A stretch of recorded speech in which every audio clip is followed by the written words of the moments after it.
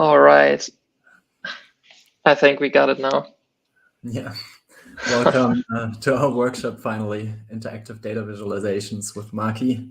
I'm Simon, and I'm doing this together with Julius Krumbiegel. Yeah. What are we talking about today? First of all, we want to give a little overview about what is Makie for everyone to be on the same page. Then we have a little announcement section that we want to talk about, and then to talk about what everyone is interested the most. It's time to first plot and how to create a system image. So we want to start with that. Then Julius will give a little overview of how to get started with the docs and look things up. And after that, we continue giving an overview of our backends and showing some of the Makie building blocks, and going one level up, showing the layouting system, which is built out of these blocks, and a bit about sizes and units. And then I'll give a recipe example with some interactions, and Julius will show us a nice interactive app example. All right, what is Makie? Obviously a plotting framework. It has extensive 2D and 3D capabilities and is made for interactive workflows. It's hackable, extensible, and fast. At least that was always the goal. And it's 100% in Julia. Some people have a bit about an argument about that, but I think the core of Makie is pretty much 100% Julia. The backends, a bit less so, but to some extent, it's questionable, how far you really can go to draw a pixel on a screen in Julia. But I think it's in the parts where it matters, it's Julia and hackable.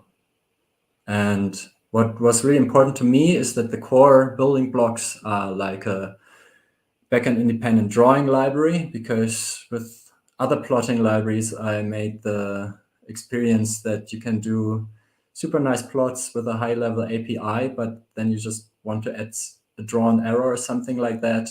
And then suddenly it becomes really hard to do that in that high level API. So I wanted to do it the other way around, that you add all these high level plotting APIs on top of a more simpler API. Yeah, and then you have multiple backends with different strength. We will show that. And Julius created an amazing layouting system for creative and polished figures. Yeah. Now, we really want to thank our sponsors, Pumas AI and Beacons Biosignals, who spent some money for this workshop to help us work on it. Which brings us to the whole funding story of Makie, which I want to talk about. First, a bit of history. So the MIT Julia group paid me for several years to work almost full-time on Makie and all the ecosystem around it and GPU computing, which was really amazing, because otherwise writing such a large framework from scratch would have been impossible. And since then, Makie has been mainly developed in our free time or on the side of some commercial projects where it was like 10 to 20% were allowed to like fix bugs or implement specific features that were needed for some commercial projects, or the classic besides university. I think that's what Julius did most of the time during the PhD. And I really want to give a shout out here to Julius, because when I started accepting non-Makie jobs after the MIT time, I really didn't have that much time anymore for Makie development. And that's when Julius just popped up and did so much amazing work on Makie, polishing the documentation and creating all the high-level APIs that make plotting really workable. So probably you could say Julius saved Makie in that regard. And that brings us to the present. I actually quit my job to concentrate on working more on Makie. Julius works for Pumas now, which focus on Makie projects. And we started tracking our time a bit to see what does it actually take to maintain Makie. And we came to like 1 to 3 days for each one of us. So like in an intense week, that's maybe 6 days of full development time just to keep the project running. And if we are not doing that, it seems like that 10 to 20 PRs are piling up without review each week. It becomes less the longer it goes, because then people just stop working on it. But if we come back, people are really happy to actually contribute when we actually review stuff and merge stuff. And here, big thanks to Petro, Ferric, and Anshul, who have been starting to do more and more review work and really created amazing features. And of course, all the other contributors that we can't list here. Yeah, but this brings us to a large step. We want to join NumFocus to get some more stable funding for all this maintenance work, and maybe even put more time into actually reaching out to people and polishing Makie's appearance, and write blog posts and stuff like that to actually really actively search for developers and users, because right now it's kind of dreadful to get more users, because it means more work in our free time. But if we would actually have more time, it would be amazing to see Makie grow even further. And that will mean gathering funds from companies and professional Makie users who actually use it in their commercial day-to-day enterprise. And I think it would be just fair to really get Makie developed there. And when we join NumFolks, we hope also for a deeper integration into the whole scientific computing world. Maybe there will be a Python wrapper or something like that, but we shall see. But I think, yeah, the Julia community really deserves a plotting library with active, well-funded development on it. So I hope Makie can become that. And of course, we will get more community events like MakieCon if we have more time for this. We are actually currently planning with Lazaro Alonso to host our next MakieCon at Max Planck Institute. So big shout out to that, and I really hope this will happen. I think it will be amazing to have these kind of events more regularly and more well organized in the future. There was just a brief question on the pigeonhole, what joining NumFocus means. Can you maybe say something about that again? Oh, yeah. That means that, well, first of all, we get more visibility, I guess, in the whole community with the big NumFocus logo, and they do some outreach and newsletters and stuff like that. And also they organize funds, so like companies can donate money with all the tax exemptions, etc., and they will make sure this all is legally correct, which we wouldn't be able to do right now immediately ourselves. So yeah, it will also be the way to actually accept funds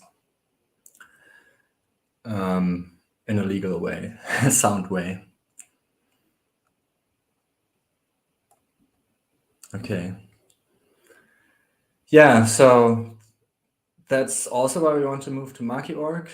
Originally, Makie has been grown in the Julia plots GitHub org, which was great. And I've also been the admin there with the goal that I oversee a larger portion of the Julia plots ecosystem. But that was a bit unrealistic because I never really had even enough time to work on Makie on all the things I want to. So committing time to plots.jl or other libraries in Julia plots didn't really happen. So I think moving to MakieOrg makes a lot of sense, also to just have all the Makie developers only access to Makie and not to plots.jl and all these little things. Also, then we can have our own website and stuff like that more easily with the GitHub integration, and maybe even accept funds for the GitHub donations in a more Makie-focused way. The website so far, only blog.makie.org is online. I think we will do the redirect for the docs to docs.makie.org very soon. And the other websites are just planned right now. So Makie.org will give an overview over the whole ecosystem. Beautiful Makie will be the website that Lazaro created, and Awesome Makie will just give an overview over all the awesome libraries created with Makie or for Makie. And yeah, I hope this will help concentrate on developing Makie's ecosystem. And while at it, we also wanted to move more of the chat conversation to Discord.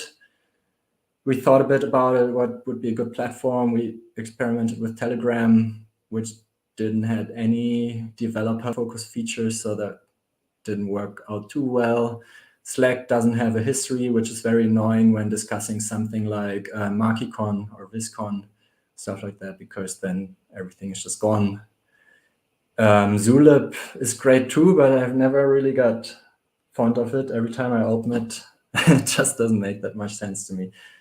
And Discord seems really great. We have our own Makie server with our own channels. It has thread support, a bit of syntax highlighting, and really easy ways to just like work together and have voice chats and stuff like that. So I hope we're moving a few things to Discord. I don't think we will force anyone to to go there, but I want to move the core Makie groups focus to do the communication via Discord in the future.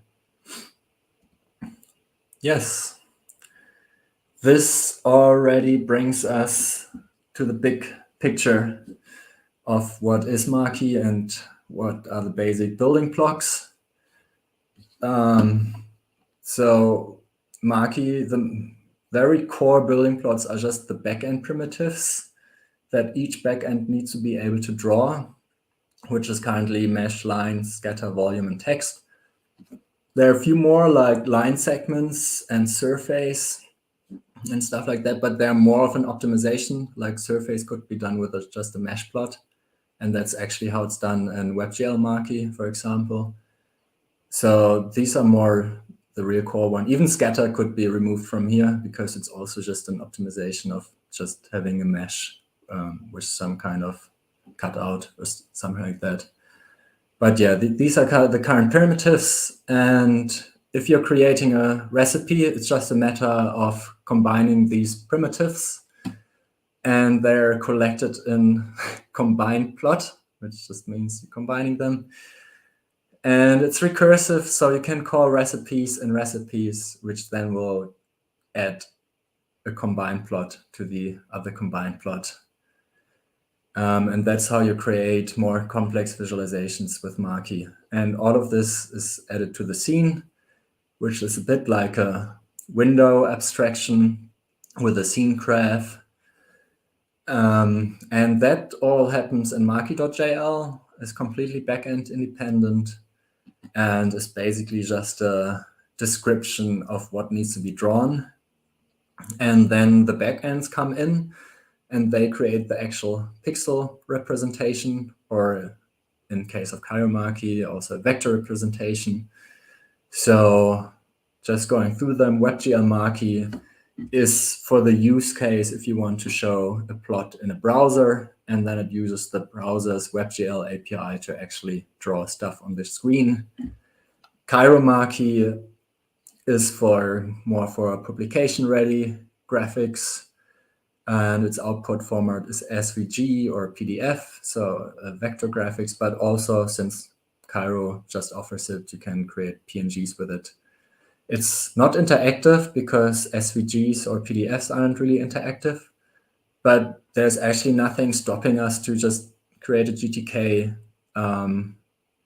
like window where you use Makie inside to redraw every time something changes. But since that's the use case for GeoMarkie, which most people can just use instead, where you have a native window with all the interactions and all the interactivity, this hasn't really been done yet.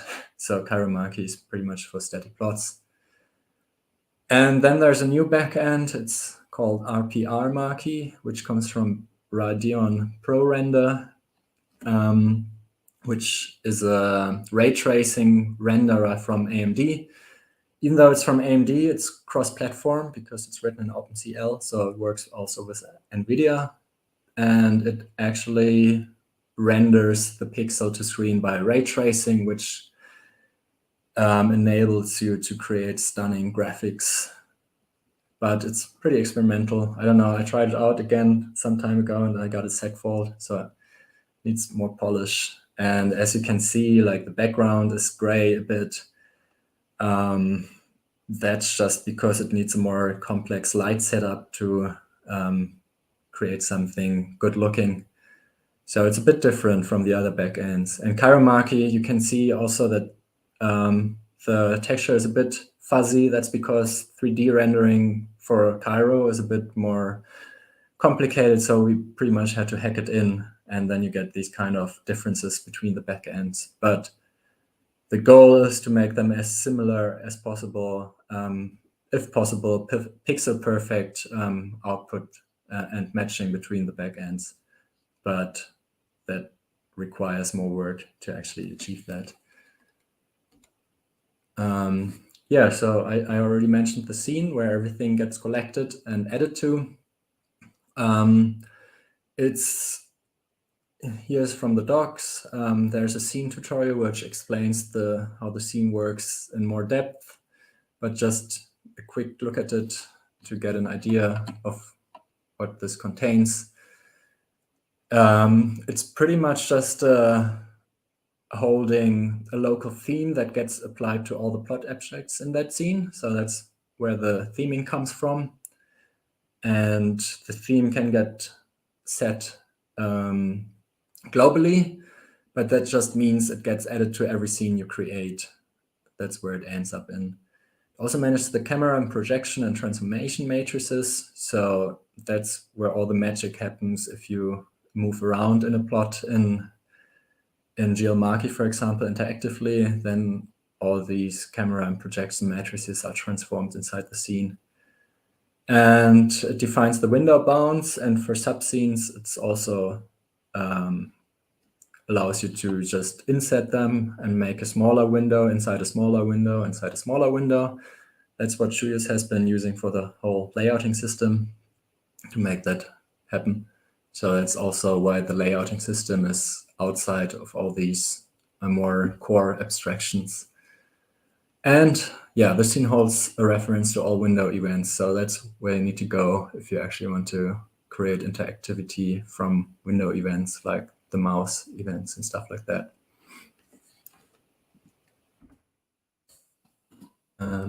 Yeah, that's it from our slides.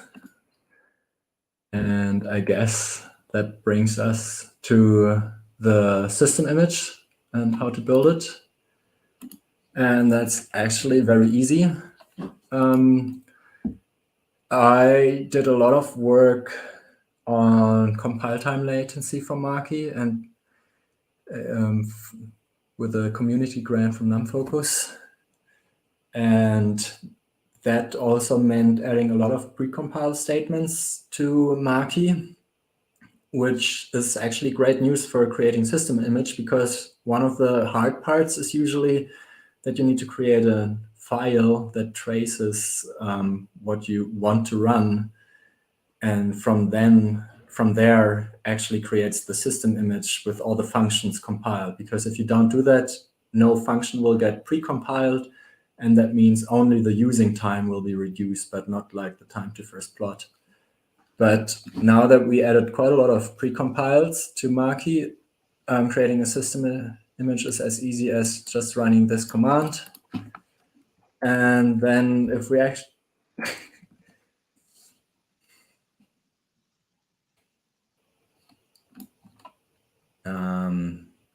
oh, yeah, that's from the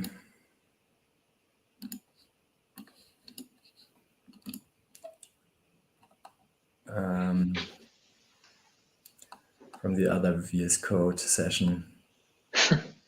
Yeah, maybe let's mention again that Here we go. the files that you're looking at are in this repository that you can clone to, like some of the stuff that we will show, we will do like while we are telling it, we'll do it on the fly, but some of it is written down, and all those files are in the JuliaCon repository that we showed at the beginning. And I posted the link into the chat as well. I can post it again, just so everybody has a chance to see it. Yeah. Oh, yeah. All right. So as you can see, this brings down the time to first plot significantly.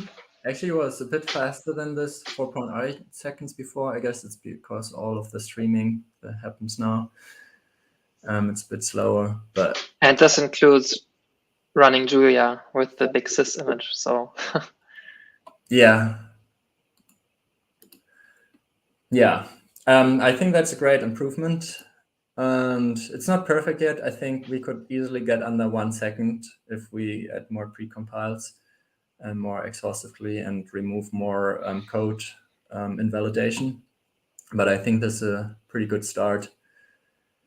Yeah, you can also do the same with VS Code, which kind of automatically builds your current active project. You just need to search for the command run build task and then build custom system image, which does all of this very easily and automatically. It takes around 5 minutes on a faster PC. I've never tried it on a slow one, so I don't know, might be quite a bit more. I won't run this now, but I already did that on the other VS Code session to actually get these speed ups. And what's important for this as well is you need to actually go to the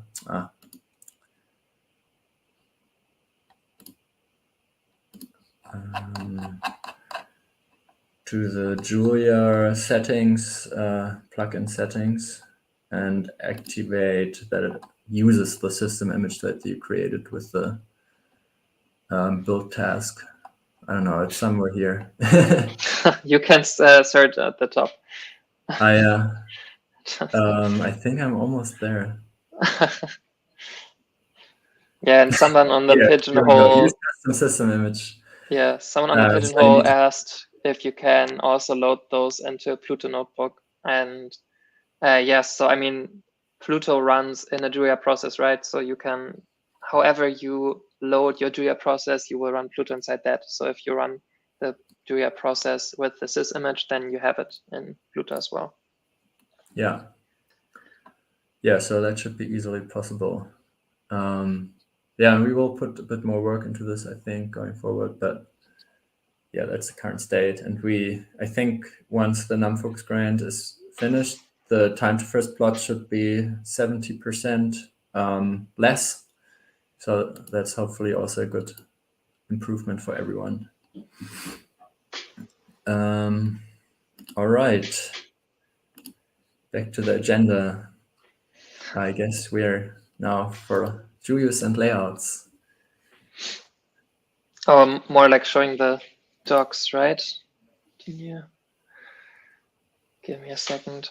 Yeah, I just wanted to say before we dive into the weeds, that the best way to get all the information on how Makie works and so on is by visiting the docs. And I just wanted to show like the main pages because maybe it's a bit much on the first try. Give me a second. So now this whole thing will.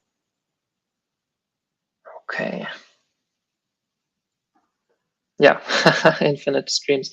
Okay, so yeah, the our docs page is called Makie.jl.org, and the things that are most important at first, I would say, are the tutorials if you are getting started. So we have one tutorial that shows like the basic primitives that you can use in Makie. So how like the basic objects like the axes, the plot objects, and so on, how those work. I would recommend starting with that. I wrote one tutorial on the advanced layout functionality that is also pretty good. If you want deeper insight into the scenes, but Simon will talk about this more, then the scene tutorial is also good. This one is pretty specific, and you will probably only need that later once you've started getting more complex with your plotting. And then there is the examples page, and we've split that up into blocks and widgets and plotting functions. And if you want to know about the basic plotting functions, so what Simon mentioned, or also called recipes, those are here. So you can see there's an overview page with a lot of example images for each type. And as Simon said, all of those plotting recipes build on some of the primitives that he mentioned, like the lines or scatter or so on. So for example, AB lines with is a recipe to draw a linear regression kind of line through the scene. That's obviously based on the line primitive. Arrows is line segments plus scatter. Band is a polygon, which itself is really a wireframe plus a mesh, and so on. And all of these, have a couple of examples that should get you going relatively quickly. And that will be probably the thing you visit most in the docs. And the other part of the example page is the blocks and widgets page. And these objects are not just plotting functions like the recipes. So there's a bit of a semantic distinction. I mean, in the end, everything is kind of just plotting functions bundled together, yes, but all the blocks, as they're called now since a couple versions, they have the ability to take part in the layout functionality, right? So the normal plotting objects like a scatter or a text or whatever, they wouldn't know how to behave in a layout. And for that, we have these higher, like these meta objects. For example, the most basic one is the axis, which you will use for almost all your 2D plotting. And you can see on this overview page, there's like tons of pictures there. And I will show a couple of these later. And also notice that all of these, I would say the focus of these two sections is a little bit different, because the examples, I mean, it's called examples for lack of a better name, but if you look at like the list of stuff that's written in this axis chapter, like all this, there's a lot of information here which goes like beyond just examples, and also explanation how things work and so on.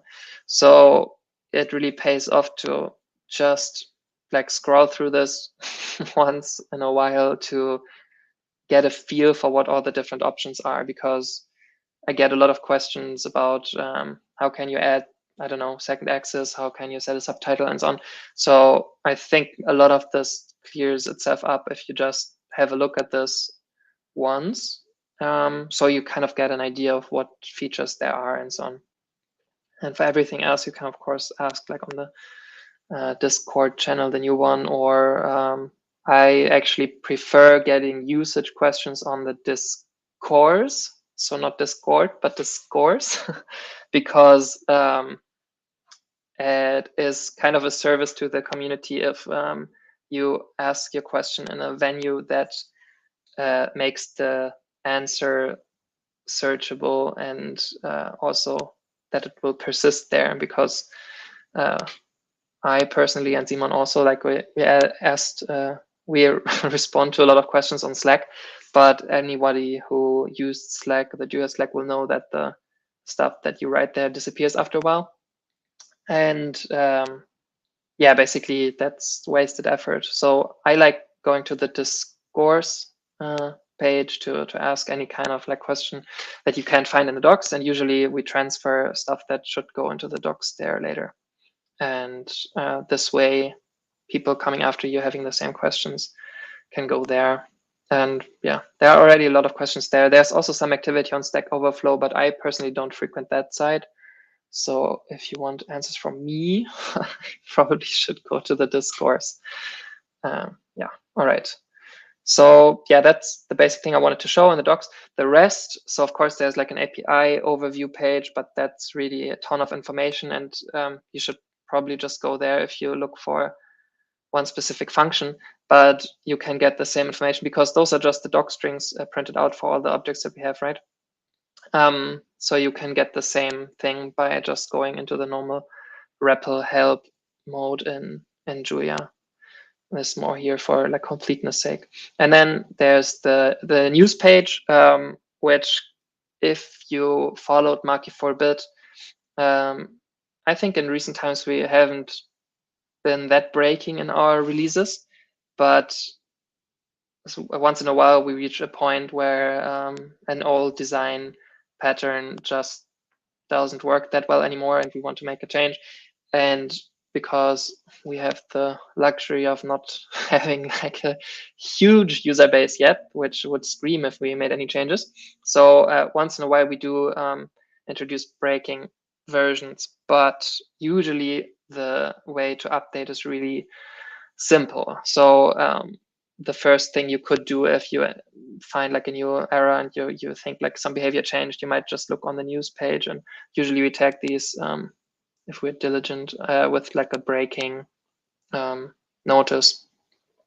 But yeah, if you have a look through here, you will see that most of them are actually pretty minor, and we haven't reworked like the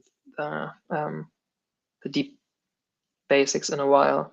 So because I guess that some people might be worried about like, if I use this library, will my code be obsolete soon and so on. And I don't think the basics of it will change that much. So like we want to do backend work in the future, but we try to keep the Surface API mostly the same because I think that works relatively well right now. All right, and then the documentation section. This gives you like deeper explanations of certain topics. So yeah, have a look at that at your leisure. But I would say the tutorials and the examples are like the thing to spend most time on. All right. With that, I think we can go to the next thing. Now we have the infinite screens again. Let me just remove this for me. All right. And let me just check if there's any specific questions, because I can't see while I share the screen. Am I on a different page? I can't see everything at the same time. Right. So, is there any Makie cheat sheet available? No, not in this PDF form that you might have seen for different projects. But if anybody's motivated to do it, it would probably be pretty great. I think Lazaro might have done something similar, as someone says here, 100 Days of Makie, or like Beautiful Makie. That's a really great resource also for more examples, which you could check out.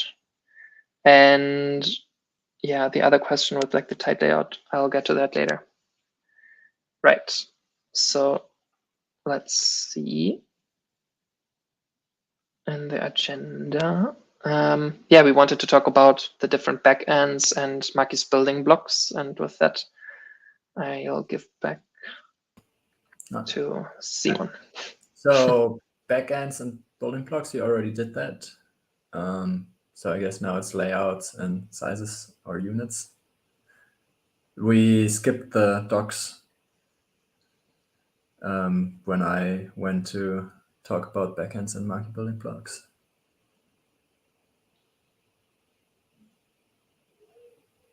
Sorry, did you ask me something? I'm trying to get rid of this banner. So you just made me aware of. Not sure. Yeah, so I think the next one is layouts and sizes and units.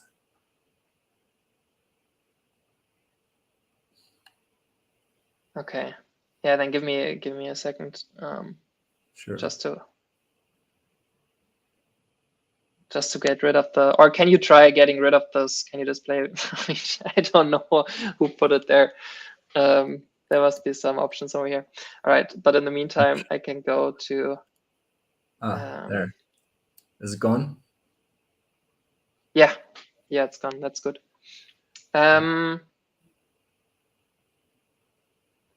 Right.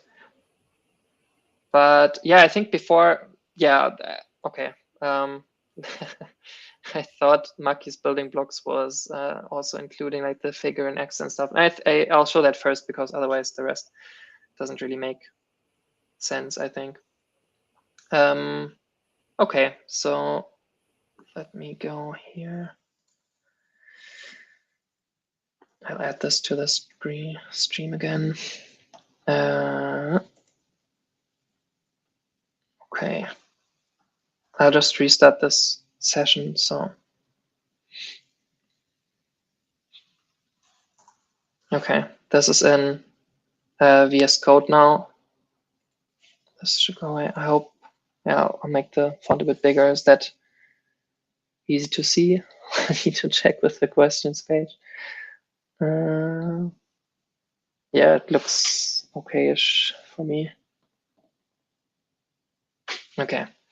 All right. So I think I want to just show off some of the basic building blocks that you need when you draw something with Makie, and then we'll go from there. So this will be pretty much on the fly because. Okay, let's first. I mean, you can follow along with this in your REPL if you kind of have the same versions. It should all be the same. Right. So let's see. Yeah.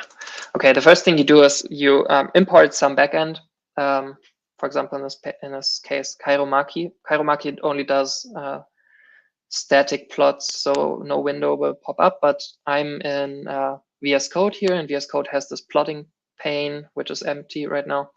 But it's set up such that if you make like a plot, or maybe I'll just do like a complete plot first, so some stuff will appear.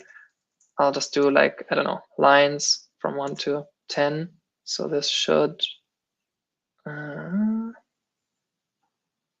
hopefully show up. Oh, okay. I think the other backend was still activated. So that's some of the interesting thing with, yeah, okay. So what happened there was that through the system image, Makie was already activated.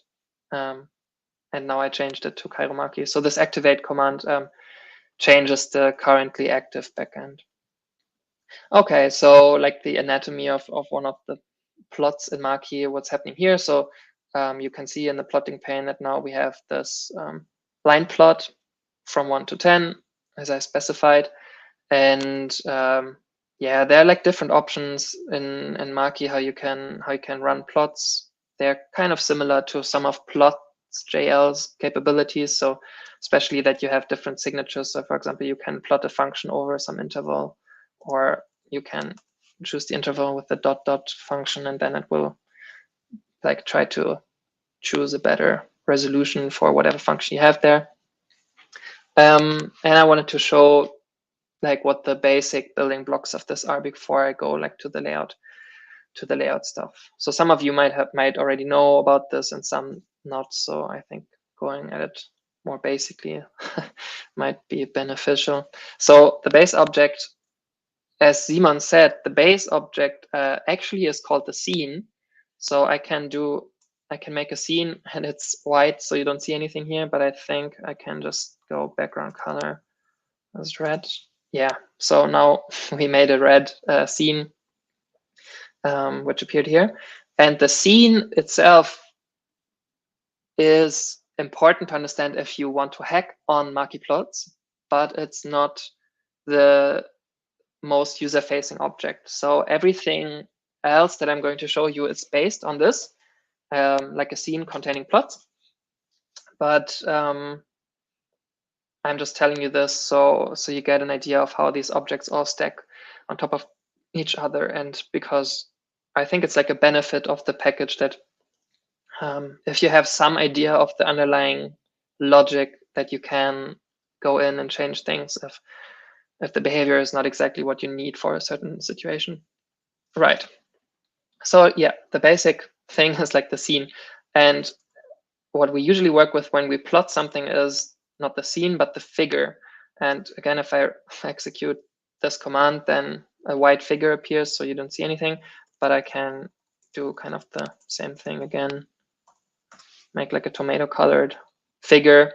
And I want to show something about this figure. So if I assign it to some variable and I do like f, what is actually in there, you can see that there's a scene and a layout.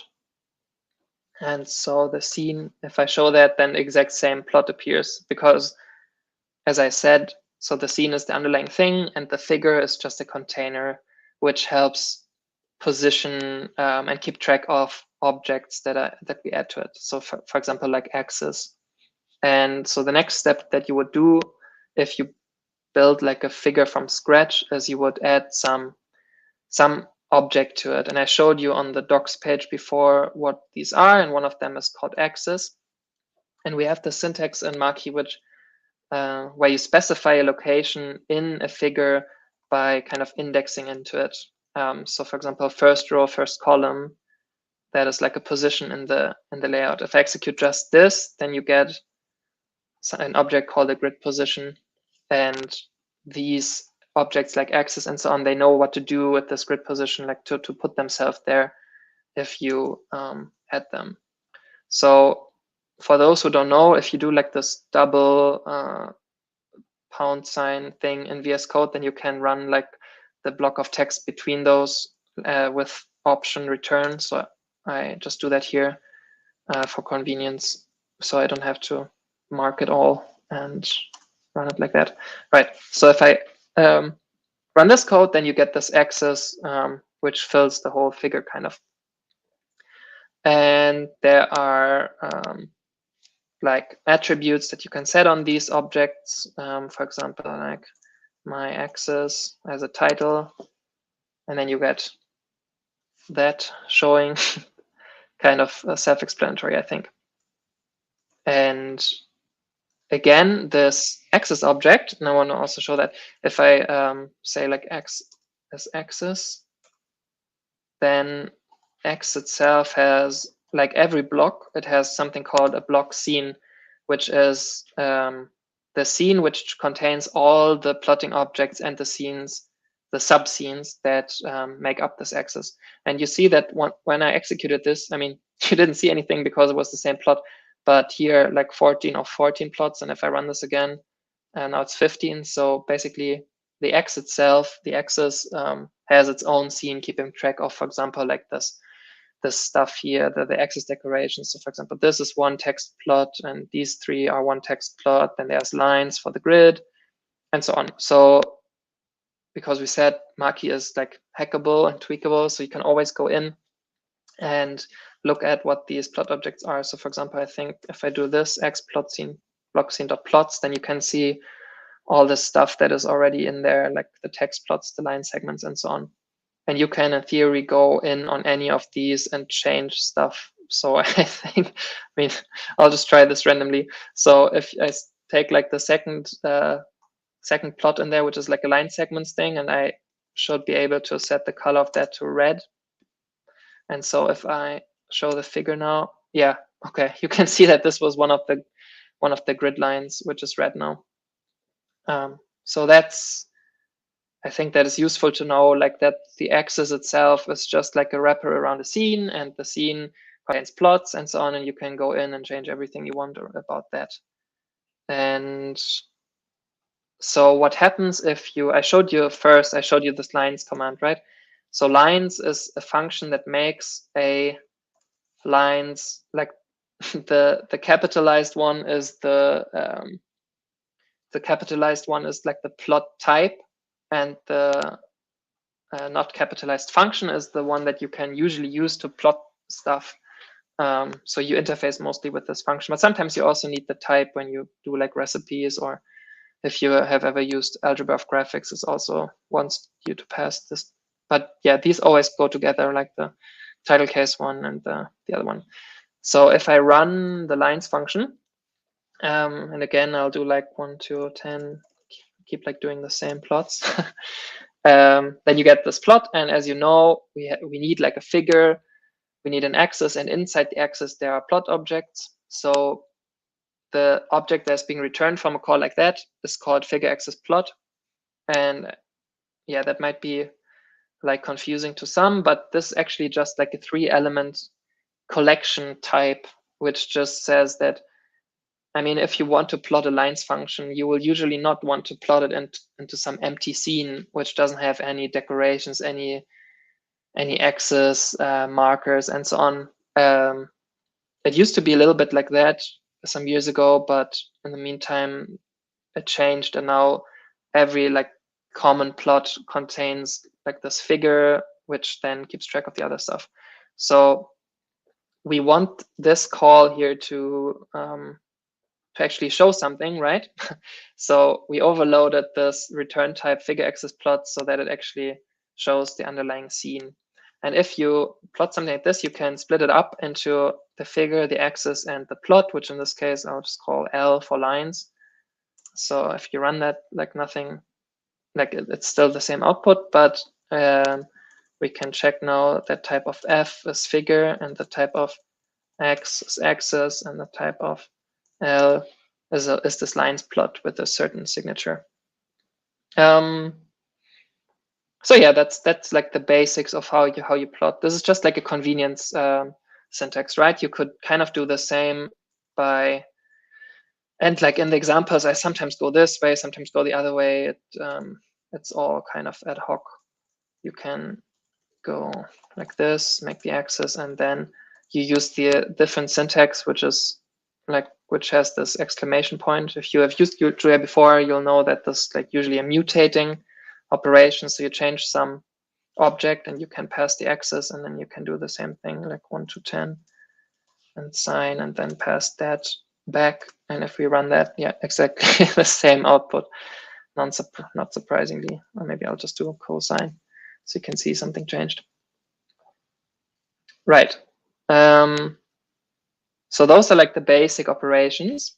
And of course, there are other objects that you can use. So for example, and this brings us already to the layout functionality. And we wanted in this workshop to go a bit like deeper than just the basics, or at least give you an understanding of these parts so that you can hack around on it yourself and try to find out how all these different parts play together and so on.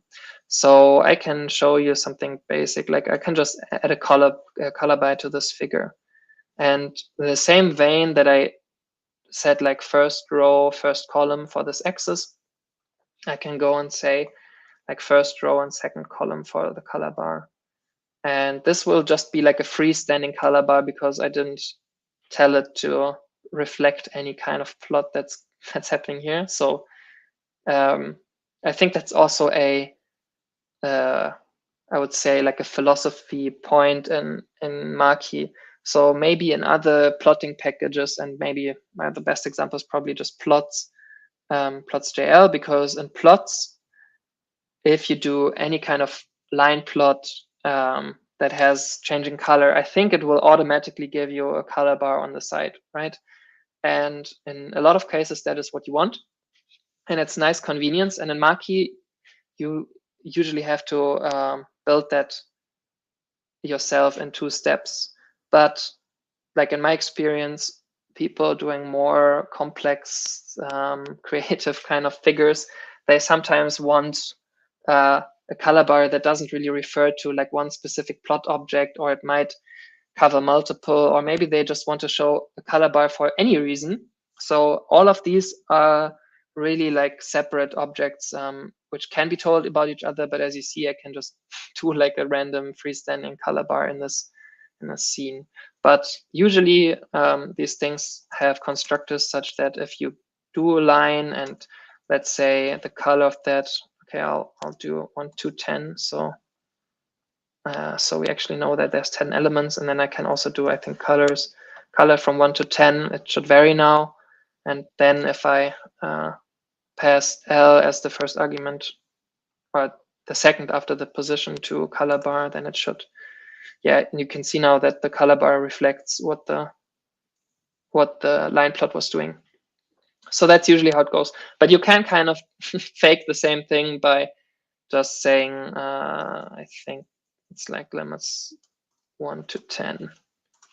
Like you couldn't see the difference in this plot, right? Now the color bar doesn't know anything about the lines plot, but it still matches what's going on. And I think that's like a common pattern, that sometimes you do need this manual control and you do need to tell the objects exactly like what you want them to do. And you're supposed to be able to do that in Makie. Right, so let's continue maybe by just putting random different objects into the figure, just so you can see some more of the syntax options. So one thing would be like a heat map that you can do, and there's a different syntax where you place the position in the figure as the first argument to heat map. Then you don't use the mutating function because it will create a new axis.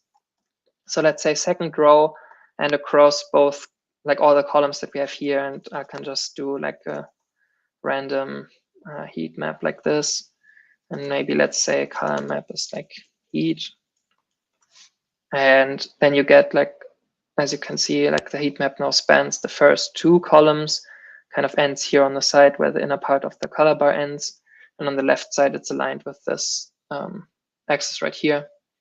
And then for good measure, like we could do a bar plot that goes from like goes along all the rows, but maybe the 3rd column, so beyond what is already there.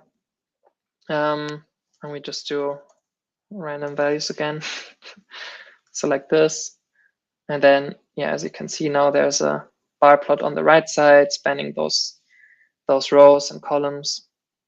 And this is how you can build up like a an interactive, or like iteratively, I mean, not interactive, as said, Makie is not interactive, but that's how you can build up a scene. And I wanted to talk a little bit more about like how these layouts work and how you can tweak them to your liking. And now that you've seen like some basic objects here, I think I had this over here in the layouts script. Right. So yeah, you can open that on your computers as well if you want, or just follow it here.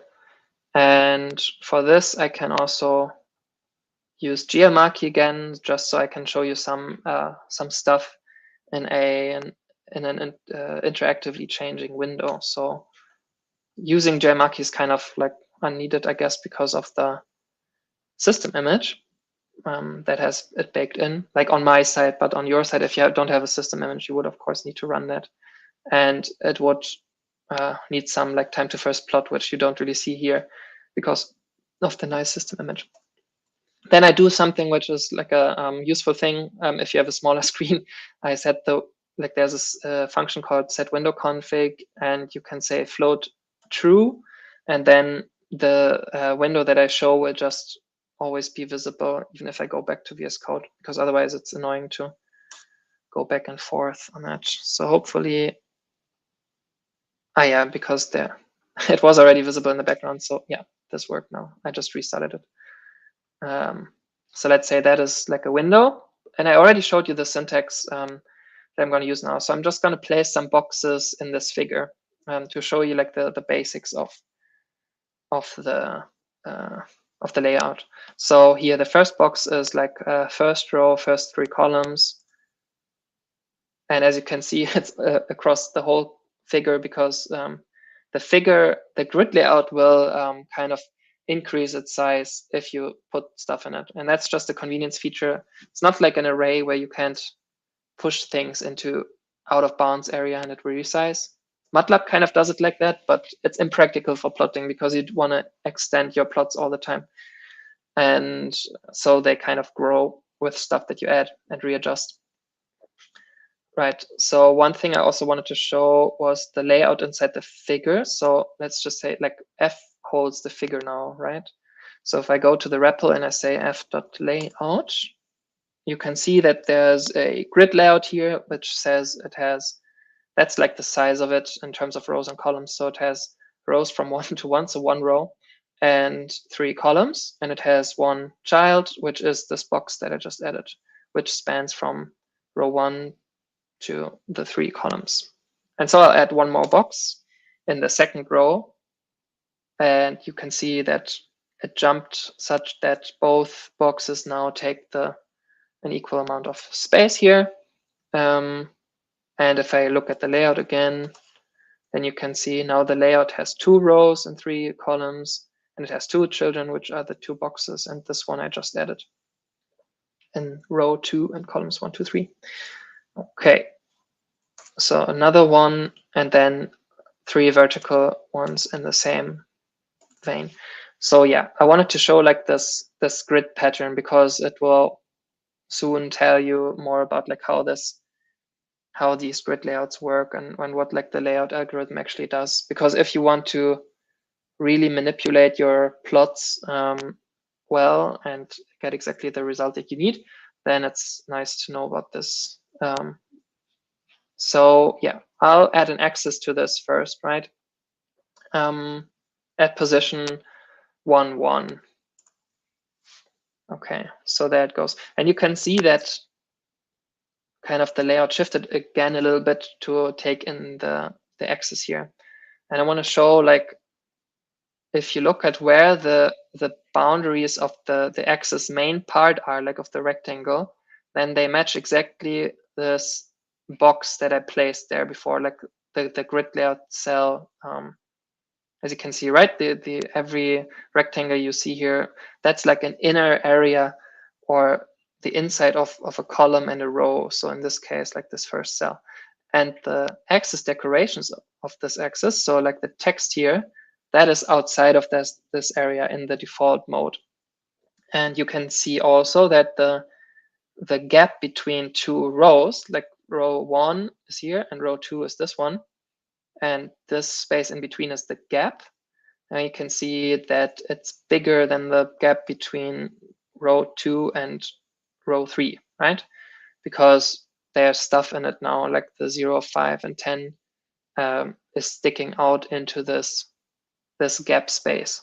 And this helps you to basically keep things aligned however you want them, and at the same time avoid overlaps, because the layout algorithm will push stuff away, and it determines based on the size inside the cell and outside the cell, like how the whole thing should adjust. And let's say I'll add a second axis across the first 2 rows and in column 2.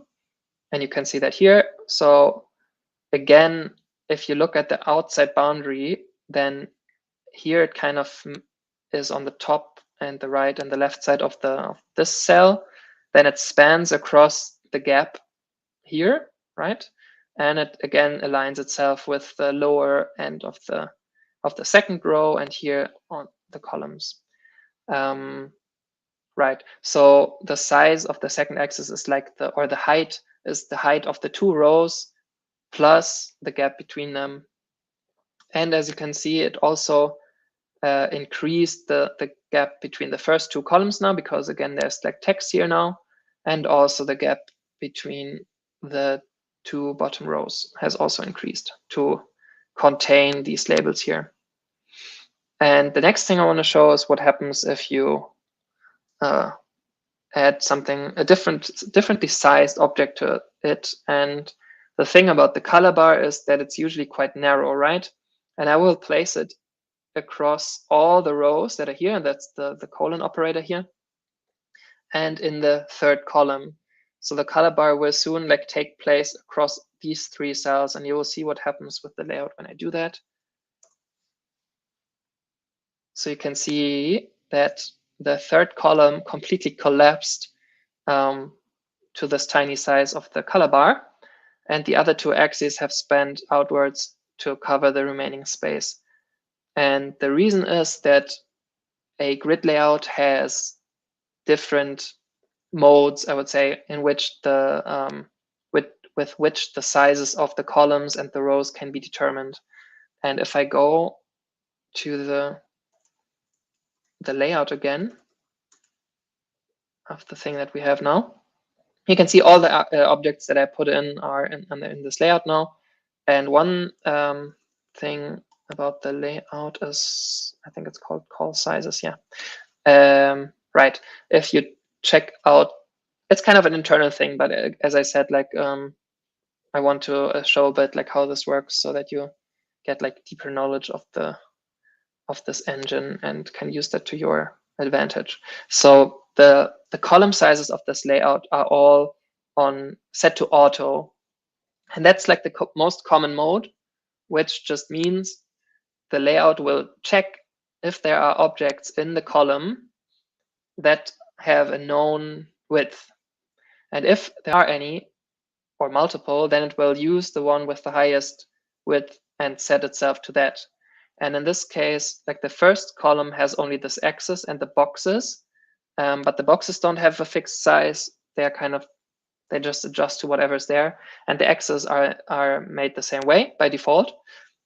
Same thing in the second column, but the color bar tells the layout that it has a certain width, at least in default, in the default style.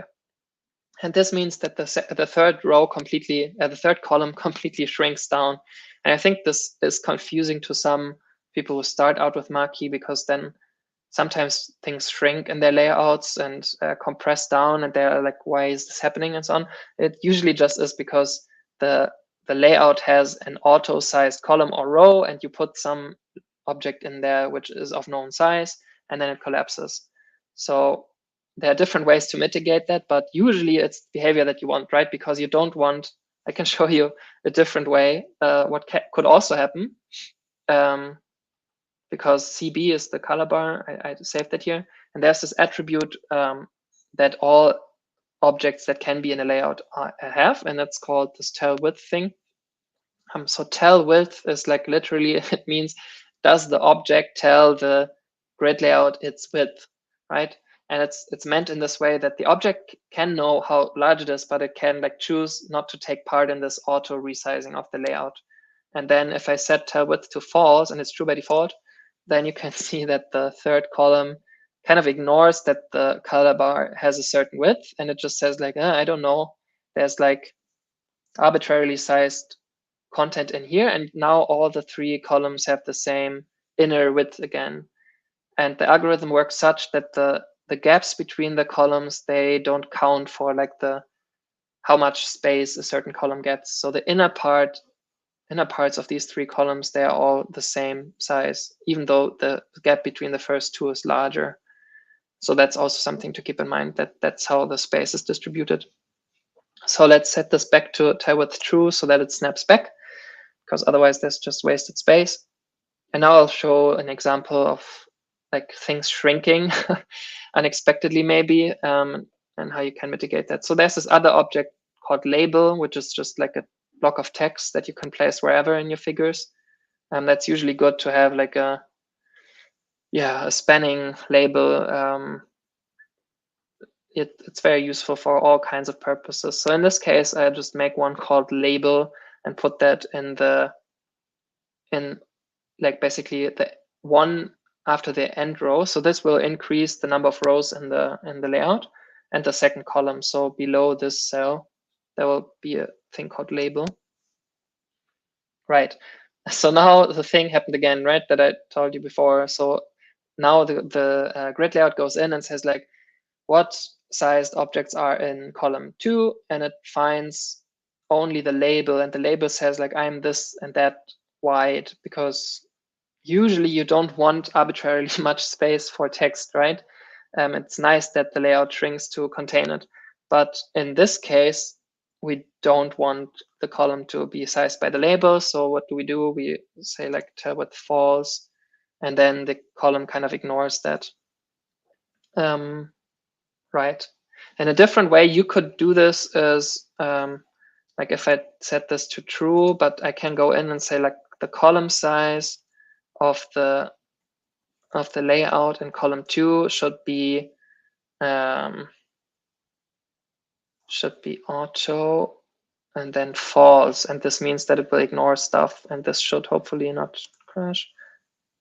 Yeah, so now it did kind of the same thing, but this will mean that the layout will ignore all objects that have known size. So I don't know, that might be useful in some cases, but usually like this default of auto true is like the most meaningful. And if you just want one object that is being ignored in terms of the layout, then you just set those tail width things to false. And then it snaps back. Right. And another thing to know about this resizing logic is that it only works for elements that span only one column or row, because it would be kind of ill-defined if an object of known size spans multiple columns or rows. It's not clear exactly how the space should be distributed. And so the choice that I made was just to not resize columns or rows in that sense. So if you do a spanning label, like this one goes again in one row below the ones that we already have, but across all the columns. So now nothing did collapse, right? Because even though the width of this thing is known, it doesn't belong to like one specific column that could adjust to it. So in this case, you will not get this. Behavior that everything jumps. And the same that I mentioned, of course, also applies to rows, right? So we only I only showed columns so far, but you can see that the vertical height of the height of the label here and the label here, each of those has like its own row, but those rows obviously take less space than the rows in which these axes are. So that's exactly the same mechanism, because the rows say, oh yeah, there's this text in here that's this high and that high, and I will just adjust to that. So I can exactly do the same thing. If I don't want that, I can say like L2 tail height is false, this time height, not width. And if I run that, then you can see the last row has now expanded, because the layout kind of ignores that there's an object with known size there. Yeah, you can just kind of have to figure out for your plots like which behavior you need. Sometimes it's this, sometimes it's the other, and I cannot predict that. So it has some default, which mostly makes sense, but yeah, if it doesn't do what you want, you just change it. Right. So let's continue with one more deeper example. So for example, we can give this. Oh yeah, I see now a question coming in on this big banner. Can you set all labels to just be tail width false by default? Yes, you can. I mean, we didn't talk about theming at all so far, but let's just briefly interject that you can, like for example, let's say with theme, and let's hope that this works now. Tail width is false. So what I'm doing here is like this with theme function. It runs one function while it changes the global theme. And there's a way to pass options to these different kind of objects that you can use. And the keys for those are like the same spelling as the constructor. So I am saying here that I want the default to change for label such that tail width is false. And I think, let's see. So like this, and another one in column 2, and another one in row 2, right? So the tail width is false, but the tail height is true. So let's see what happens here. Oh yeah, I didn't return the figure. Okay, that's tiny, but let's say font size is 50. Right, so you can see the rows snap together because the tail height is true, right? So this is actually like a tiny grid layout which just shrunk into the middle of the figure because there's too much space. But you can see that the columns, they have expanded. So yeah, that's the way you would do it if you wanted to. And you can also make that persistent by doing set theme, but that changes like your global theme. So depends on your use case whether you want that. But in this case, I didn't want to manipulate the main theme. So with theme is a good function to iteratively like work on a theme without it bleeding into everything else that you're doing. Okay, so I'll just do this thing again, just hitting on all these things that I did. So here's that figure again. with the label. And we were, yeah, I wanted to add a title to this axis. And if I do that, then you can see the layout shifted a bit to keep this title in here. And I think, I don't know, like, yes, matplotlib and co, and like MATLAB as well, and ggplot, all those. I mean, they all kind of do similar things, but I don't know.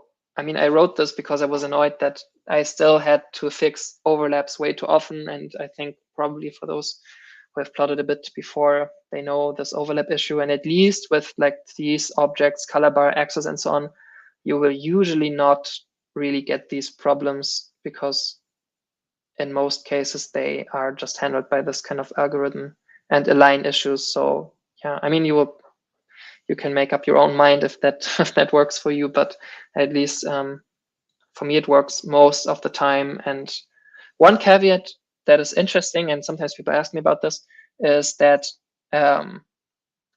the extent of the X labels in Y direction, so how far down do these labels here extend, that is incorporated into the layout, but not how far a number might stick out to the right here. And this is, the reasons for that are a little bit more complicated, but it's basically that the size of the, whatever size the layout tells this axis to be horizontally, it's not supposed to change how far out things stick on the side. And the thing with these axis labels is that if the size of the axis changes, they move as well, and they might go further inward or outward if the tick is not exactly on the outside here. And so that would be like the cyclical dependency. And so it just ignores that. And sometimes this might, again, cause overlaps. So Makie is not completely free of overlaps. I would be selling it too much, but like in most cases it does. And if you get this kind of issue, then you can just increase a column gap a little bit to get the behavior that you want. But this kind of tweaking is usually, luckily, not required because the defaults usually leave enough space. So in this case, I wouldn't even care, right, that it goes into here a little bit. There's space enough. So the next thing I wanted to show were the different align modes. And that's also like a deeper, you won't need this on like your first plots, but yeah, this workshop was a little bit like going also into more specifics, I think. So I wanted to show this because sometimes there's this problem that you want to align some object, like this axis, you want to align it differently. So the default, I can show you, like if we go X2 align mode and look at this, then you can see it's currently set to inside. And what it means is that the inner part, like the inner part of the axis, maps onto this area of the rows and columns. And the outer part of the axis, which is like the decorations, they fall outside of that into the gaps, right? And sometimes you just don't want that for whatever reason.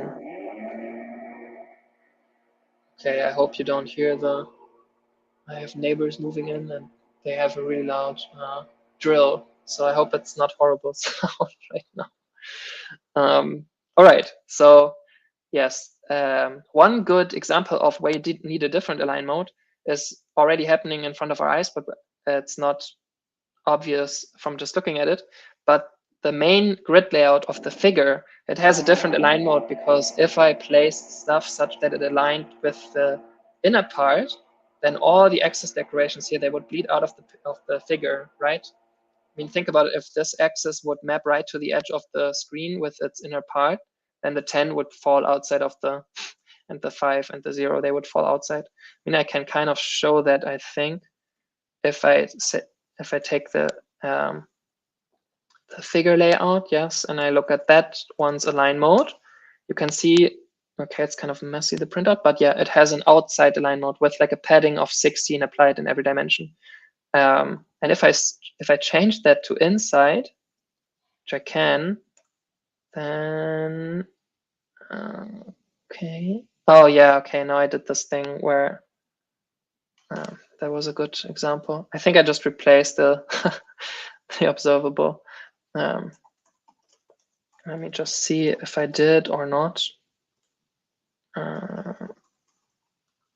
Okay, yeah, I didn't.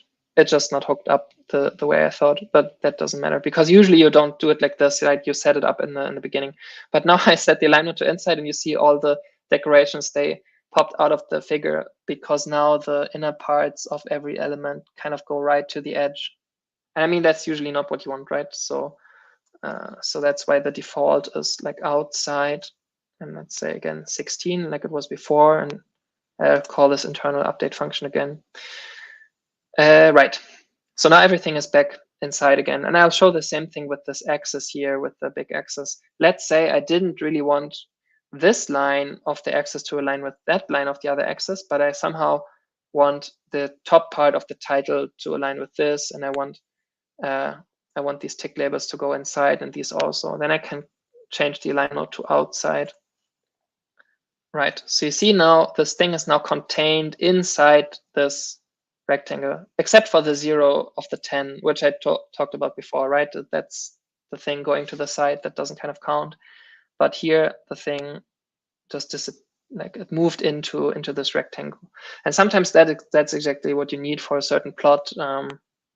So it's nice to nice to have seen it before, I think. And I can change it back to inside. Now it's as it was before. And there's also like an even more specialized case. In some cases, you want one part of the outside. I call those like the protrusions because they like protrude from the main part. Sometimes you just want one part of those to move inwards. And so you can go and say align mode mixed bottom 0.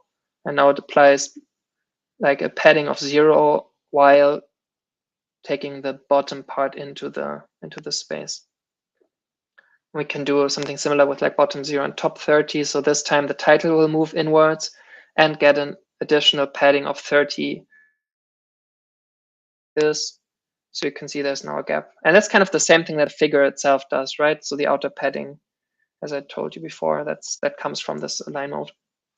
And another thing, I mean, I showed the call size command, but like there's also the column gap command, which you can apply on the layout. So in this case, we want to set the first column gap to like 80 units, and then the thing spans out. So if there's really like too much going on here and these things fight with each other or overlap, then you can set that as large as you want. Right, that's what I wanted to show about this. And the other thing, okay, I haven't really looked at questions in a while. I'll look soon after I do the next example if there's anything I should cover. So the next thing I wanted to show, because it always crops up, like people want to plot plots with certain fixed aspect ratios all the time. And what they usually do is they find the aspect attribute of axis, and they know from other plotting software that that's what you usually do. Like you take the axis and you say you are now a square axis, and what that looks like is if we plot like this figure and put, I have some setup code here, but okay, maybe no, it's fine. I'll do the whole thing. I think it's fine. So what I'm doing here is to demonstrate. I'm doing two separate grid layouts that are nested inside the grid layout that I have. So one is in the first row, the first column. The other is in the second row, the first column. Right? GL1 and GL2, and I can place an axis placed in the subgrid layout, and I give it aspect as 1, and I place a box next to it. And so now the box has one of the columns in the first grid layout, which spans this first row, and the axis has the other column. And you can already see that the axis is square, but there's like white space here and white space there. And so now I'm putting stuff in the second grid layout, which is currently empty. I'm putting in an axis again at row 1, column 1, which spans like the whole nested grid layout in the lower row. And I place another box here. So now this is the default thing where no aspects are set.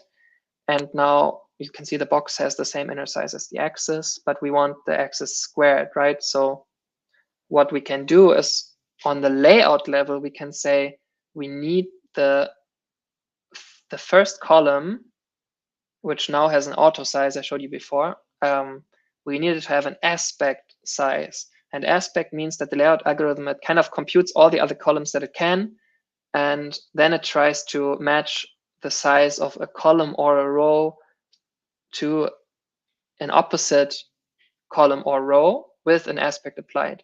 So if we set the column size of the first column in this sub layout here to aspect 1 and 1.0, I wrote this as a float so you can see it's different things. So the first one refers to which index of the opposite side you're talking about, right? So in this case, this lower grid layout just has one row. So obviously we can only specify an aspect versus this first row. And the aspect that I want is 1.0. So that means this first column will wait and see what the row sizes on the other side are. And then when it knows what row 1 has for size, then it will adjust itself to be aspect 1 relative to that. And if I do this, then now you can see the box filled the remaining space because it has an auto-sized column and it just waits what space is available and then it just fills itself and into that. But the axis is square and the layout is kind of correctly filled with this information. And I can show you now what happens if I adjust this figure like for different figure sizes, right? You could be lucky and have a figure size like this and it wouldn't make a difference. Like you wouldn't even see that the two are different. But if it's like wide, you can see the top has a lot of wasted space because what the axis is actually doing is it tells the layout, I don't have a specific size, so it gets like this big rectangle to work with, and then it just goes in itself and says like, actually I want to be aspect of 1, and then the rest of space is kind of lost. Where in this other case, the layout knows that the first column and the first row have the specific relationship, and then that's a really common thing you want to do in your plots if you have aspect sizes. And obviously, you cannot put in too many of these aspect constraints, right? Because let's say I also wanted the box here to be aspect sized, but I don't want an aspect like a square aspect, but I don't want any space to be lost. That's kind of impossible because you cannot put two squares next to each other in this space and expect it all to fit, right? So that's one really important thing that you should have seen. And the last thing I want to show is like why not do this with the row size. And let's just do this example again up to the point where I did the column size. And if I said to the layout, just make the first row with an aspect of 1 to the first column, then the algorithm would go like, okay, what are the column sizes? This one is that big and this one is that big. And then it goes say, okay, the first row is now 1 relative to the other one. And you can see that this doesn't fit, right? It doesn't make sense, at least. So the order matters because the algorithm really waits to see what sizes other things have. And if in this case, the columns just already take the space that they want, then this messes things up. So often you will just want to check what you did here. All right, yeah, that's what I want to show, and I'll give back to Simon, who will go over recipes. All right, but maybe we should have a break first. Oh yeah, good point. I mean, we did start later, so I wonder, I mean, we can see how far we get. But yeah, you should, like, how much break do you want to take? 5 minutes. 5 minutes, okay. Yeah, now let's be back at, yeah, in 5 minutes, 17:47 or whatever, something like that. Yeah. Okay. All right. How do we even do this?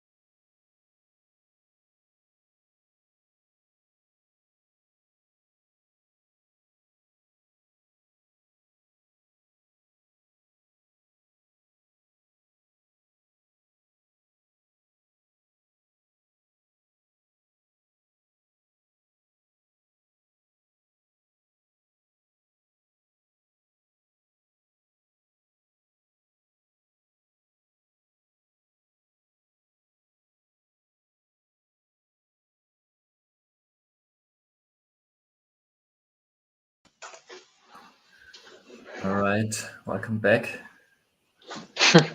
I guess we start by answering the last unanswered question. Mm-hmm. Julius, I guess that's for you. Okay.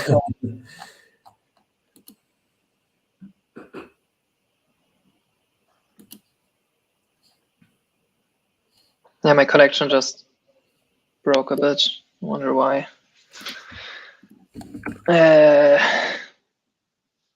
Okay, can you hear me now? Good. All right, I'll just quickly share the screen again.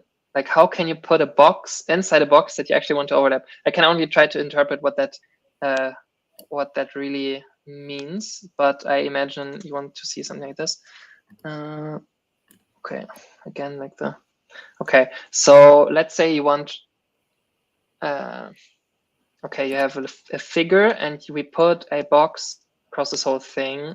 That's just like in the first cell, and we say its color is gray 50 or whatever. So let's see how that looks. Okay, so that's like a box, and I say now overlap. That to me says like you want like another box that's kind of inside here. If not, then sorry, but I would do it like this. Because we want like a padding towards the boundary of this box, I just say like, okay, let's put another grid layout in here. And this grid layout has align mode outside, so it kind of keeps padding towards the outside, and we just give it some padding value, let's say like 20. And the way you put that, wait, I think we can actually do like this now. Let's see. Right, so that doesn't make any visual difference, but now there's this grid layout here, and if I place further stuff into that, then now we put that into the grid layout, right? At position 1, 1, and now we say color is tomato. I really love the tomato color for some reason.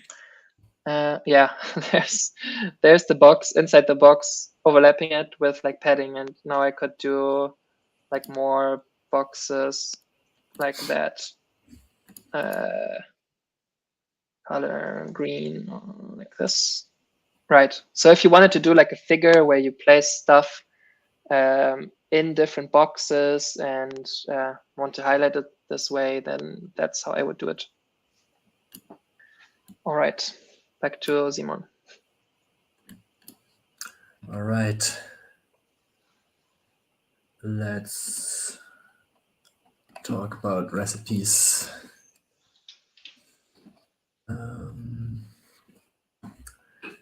Here we go. So recipes in Makie have kind of an interesting history compared to plots.jl, because I always thought about them in a very low-level way, and just to build up basic new graphic types, and they're still kind of that way,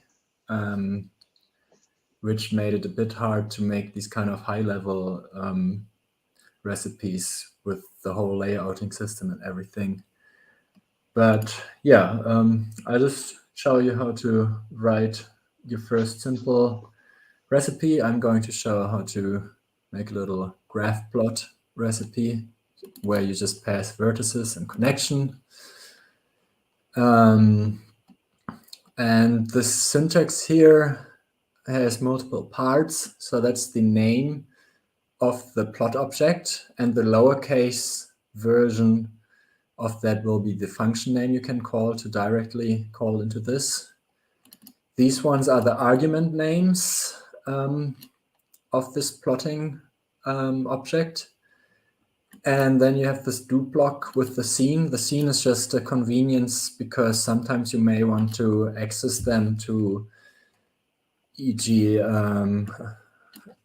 inherit from the scene theme. So you can do something like this to get like the current color from the current scene theme. But yeah, these are the keyword arguments. And if we look at what this macro actually expands to,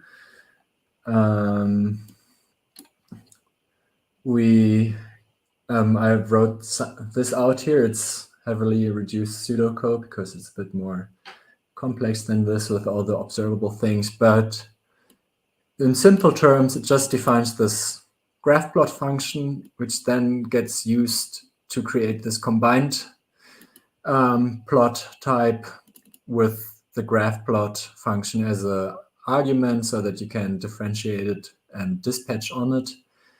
And that becomes an alias to make it more easy to actually work with it.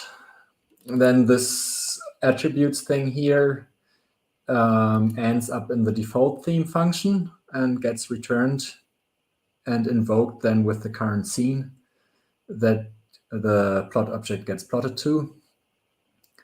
And then we have this main important overload, which is the one that's most heavily simplified because there's quite a complex plotting pipeline to enable that you can pass a figure, can pass an axis and a scene and all these kind of things, and then also make it work with observables. But in simple terms, it looks like that. In the end, if you call graph plot, first the positional arguments get converted and passed to convert arguments. Then the theme is applied from the default theme to the keyword arguments. And this then gets passed to the graph plot object. And this creates this object. And that way, the plot object already exists before actually going into your recipe code, which happens then here in this overload, where you can add new plotting functions in there. And then it just gets pushed to the figure-like, which then in the end is usually the scene because the axes themselves don't really hold this. So yeah, to actually overload a recipe, we need to overload this function as pointed out before. Here we have then the argument names we can directly access from these here. So we have vertices and connections. And likewise, we can also access the attributes like that. So vertex color and connection color in this case. And when we execute that, we should be able to get our first recipe going. So let's try our first one. Just pass the color down. So we have them all stored in this plot object. And this might be a bit weird, but you basically use the existing plot object instead of a scene and just plot into this. And that way you get this kind of combined plot. And if we try this out with some data I prepared, we can see that we get the circle as a nice scatter plot so far. And then for a graph plot, we also want to have the connections. And yeah, I already prepared this in the finished app so that we access the connection ones, which is just like an array of tuples, so which defines the segments that should be connected. And all of these attributes here are now observables regardless of what you actually pass to the functions. That's what makes the recipes a bit harder to work with than, for example, in plots.jl, because it could always just change. But it also makes it as a default that you can interact with these kind of new recipes, plot types. And then, yeah, so we just go through all the connections, push the points in here, and then actually draw them with the line segments. So if we do that, we should get the connections as well. And not to forget, we actually defined a color here as well, so we can pass that down as well. to actually get this grayish color here as a default. I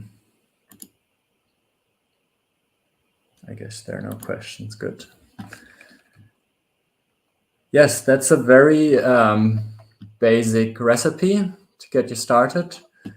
And then a lot of people have the difficulties what's done in convert arguments and what's done in this kind of recipe code. I think the recipe is when you want to have a lot of control over all these observables here and want to update them separately for performance reasons, because in convert arguments, everything gets updated at the same time. So if any of the arguments changes, the whole function gets run again and again. And here it's really fine-grained. But one good use case for convert arguments here is if we actually wanted to turn this into a bit more nicer high-level graph recipe that actually accepts a graph from graphs.jl. Then we also need network layout, because graphs need to have some kind of 2D layout to plot them actually. And to keep it simple, we just find all the connections in the adjacency matrix. Then for now, we just hardcode a layout algorithm that we are using, and that spits out an array of points, which we then can pass basically to the recipe. So what you return here will end up in these arguments here, as you can see here. So that's pretty much then what ends up in the plot object. So if we define this, we can then just pass any of the pre-made graphs objects in here. And tada, we can see the wheel graph from graphs.jl in here. This is all interactive, as I said, so we can actually take a look at this plot object. So that's this combined object here that I talked about, and you can access all these attributes here. So you can change the vertex color to blue, for example. And you could also look at this here, because that's just the array that holds the subplots in there. And it's a bit hacky, but you could also then just go in here and go into the scatter plots and, for example, change the marker size immediately. So yeah, this is all interactive. You can also access the arguments by their position. So one was our vertices. Oh no, in this case now it's from the convert arguments, it's just the graph. So we can actually give it a different graph, for example, one with more vertices, and then update that. Now we don't see anything, that because the limit changed. And with a double click or with reset limits, we then just see the updated plot. So that's a very easy way to already animate and interact with this new recipe we have. And yeah, from there we can try to see how to interact with this graph plot. I want to make one where you can just drag around these vertices here. So right now there's another interaction registered there, which is the zoom rectangle from the axis, which you would need to disable first. This can be done with deregister or deactivate an interaction. So right now I'll just deregister it completely, the rectangle zoom. And now we don't zoom in anymore if we drag. So like this, we can actually start adding a new interaction. How to do this? Let's first of all look at the main API for this, which is add mouse events. It can be added to any scene, and then we get this handle back here. So for example, if we go into the x.scene, which is the scene in the middle here, we can just display it for a second to see what it actually shows. That displays in VS Code. So that's just the main window without the axis decorations. And if we add mouse interactions to the scene, we get this event here, this handle.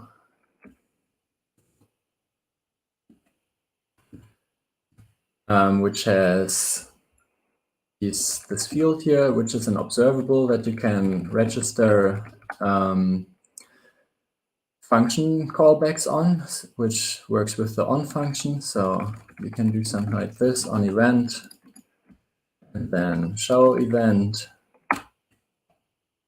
And now I need the terminal. Here it is. And now we get all these mouse events here spit out.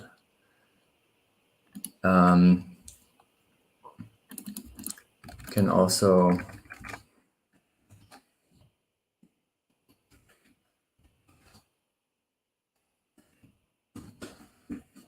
inspect it like this.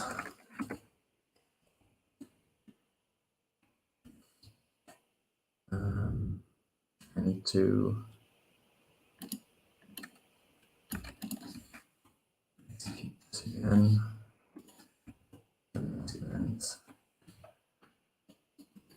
Some events, and then we can look at it.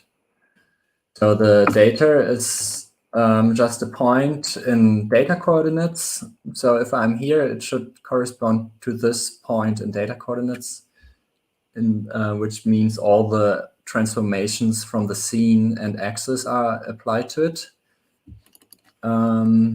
There's also a corresponding one with in pixel coordinates, so that's then in the window coordinates of this. So if we actually want to draw these, the data one is very easy. That's the one you would actually draw to the axis itself. So let's start with an anti-observable, scatter that to the X. And then now on mouse events, we can just update this observable with the new data. In the first place, or we could actually just replace the whole array. For this is easier. And then we should see that there's now a point following our mouse in these data coordinates. If you want to actually do the same for the pixel coordinates, you would need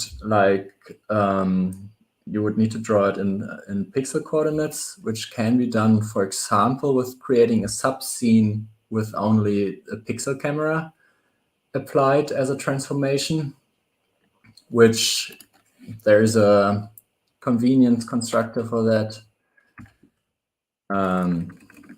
And pixel it's called, and without the bang, it returns a new scene. So if you plot to this, you will need to plot in pixel coordinates. So just to give you an example, pixel scene, and then for this.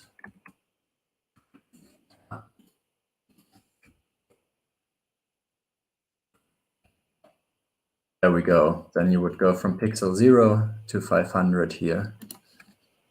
I should disable the plot pane. And that means if we do the same here, let's start from new mouse events, then this time plot this observable to the pixel scene. Then we can actually use the pix data here to update the observable.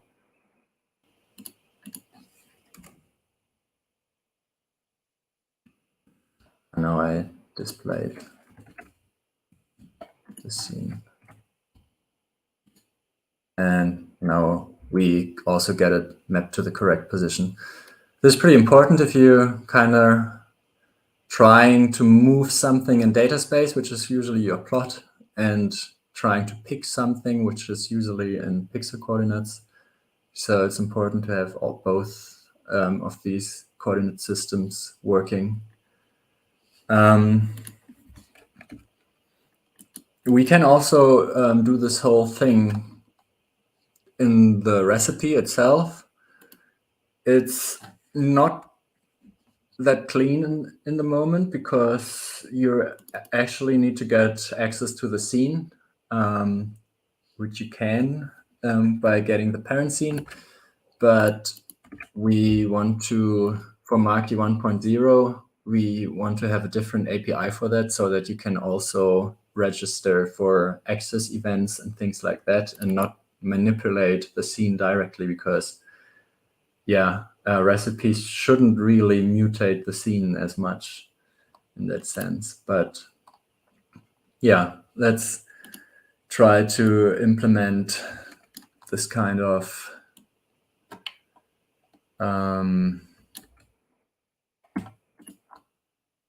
mouse track to drag a point around.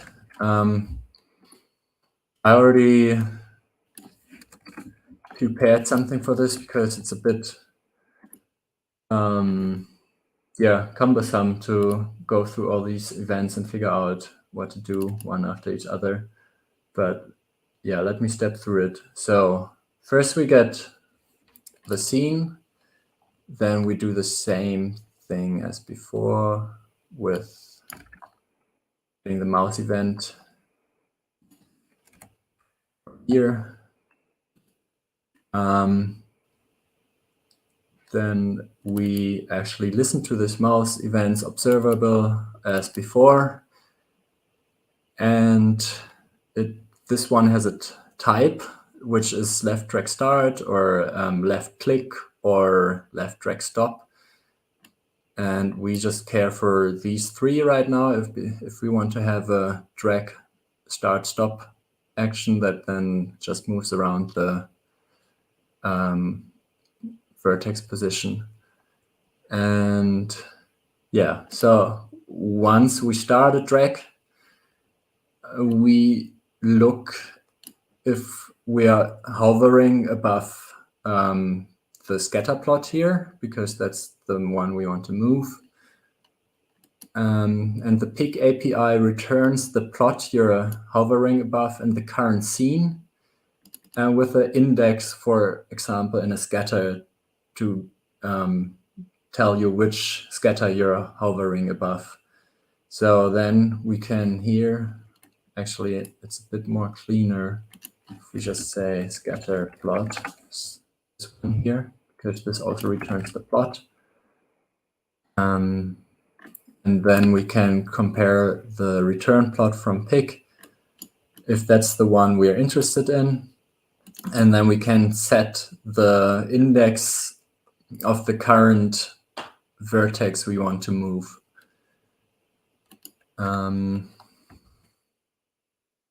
Yes, and that's how we start our drag. And then the next event that's interesting is that we are currently dragging, and we should only do something if the drag index is set, because we started by picking the right plot. And if those conditions are true, we can then actually manipulate this vertices array object that is actually being plotted, which we do here. So at the drag index, we need to set the new position, and because we want to drag it, it's the mouse event in the data position, so in the same coordinate space that the plot is in.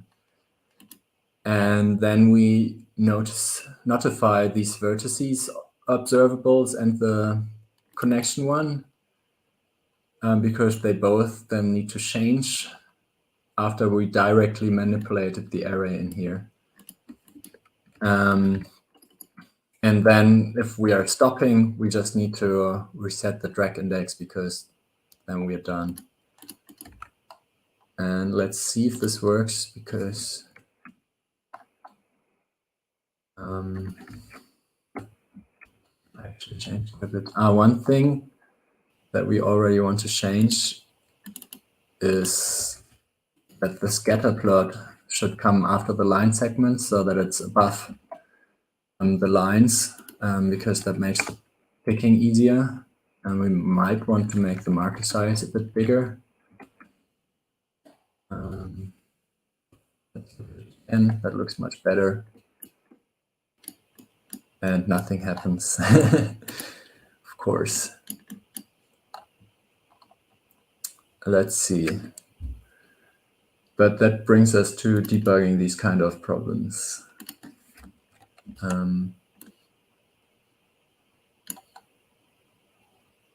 Yeah, let's first start by actually seeing the event.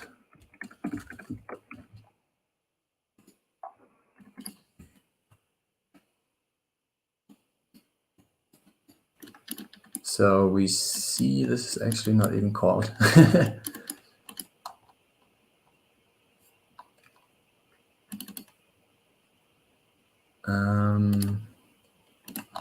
Why is it not called?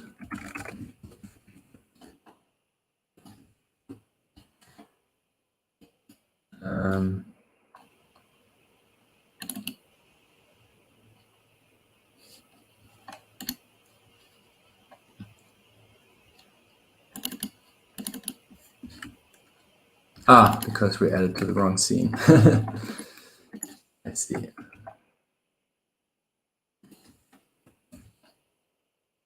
So now we should get the events, and we get the dragging, and we print a lot of stuff because I added this here.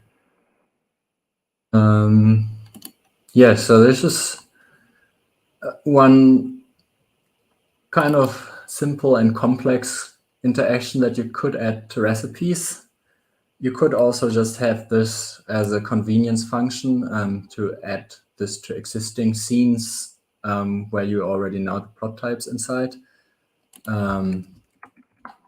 That's a bit of taste. I would maybe recommend right now, if you're in a package, to not add it to the recipe, because we want to rework the API and make it more official how to do these kind of interactions. And until then, leave it out of the recipe. But it can be really nice to also just create interactive recipes like this. Yeah, while we're talking about experimental features, people have been asking for more complex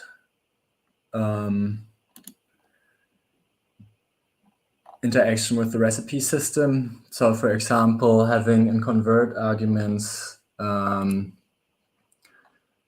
actual keyword arguments here, so that, for example, you could change the algorithm in here, which is currently hard-coded, which is possible right now, but not heavily talked about, because it's also a bit of an ad hoc API that is not as clean as I would like it to, because you actually have to overload a function like this to advertise which keyword argument you would actually listen to. And why it's so complicated, that's because in here, with this keyword arguments going in here, they are all observables. So if you just always pass them here and listen to all the changes from everything, the convert argument function would be called for a color change, even though nothing in here relies on the color. And that's actually the reason why only keyword arguments get passed to the convert argument function that are advertised by this used attributes, which could be multiple ones here. So you're returning a tuple.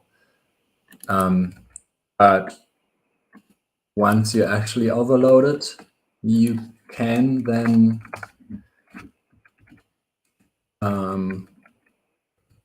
have a keyword argument right here.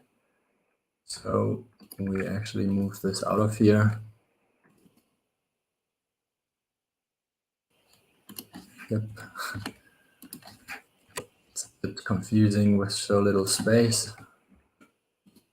Right, like this. Then nothing would change much here. Let's try a new example with a new kind of graph, and then actually pass it a different layouting algorithm.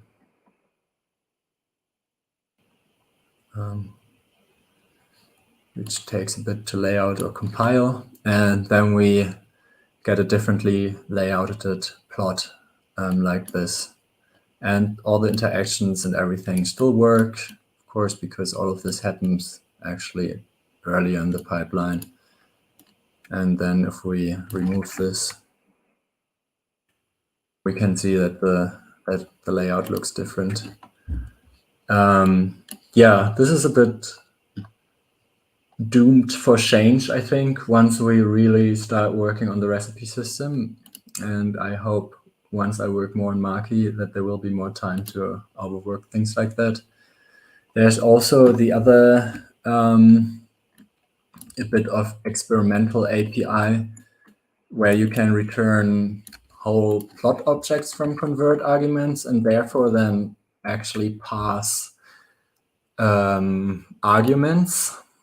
And the way this works is if you have your own struct, like a very simple one like here, then you need to actually overload this a bit funky signature, because that's what's getting passed down to the dispatch then if you're calling, for example, plot my graph, because at this point we don't really know where this goes yet in terms of if it goes to a scatter or if it goes to the graph plot thing.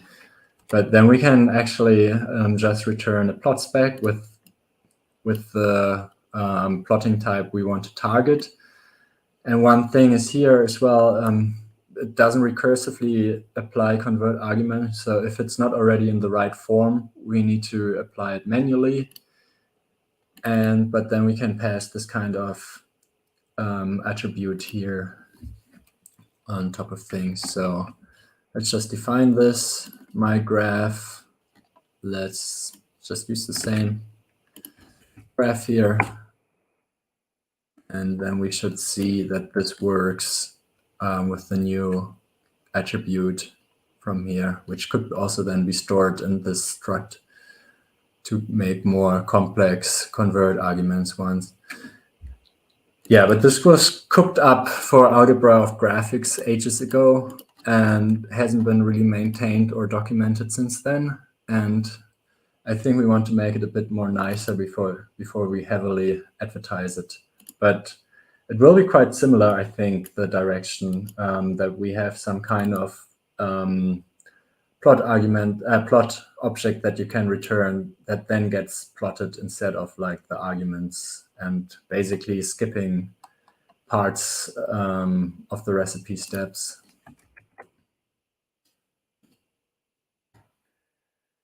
All right. Are there any questions?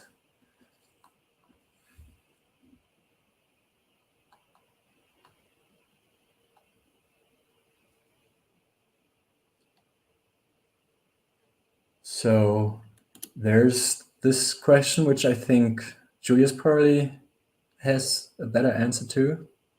Can we return from the rectangle zoom using the left arrow key? I don't think so, right? I tried to answer that in the chat. I understood it such that I think when you reset the zoom, right, that you could do that with the left arrow key. So yeah, you can call reset limits. You can hook that up to any kind of keyboard event that you want, but the default is control left click. And we don't really offer much of a way to change that right now, I think, because it wasn't contested by anyone so far.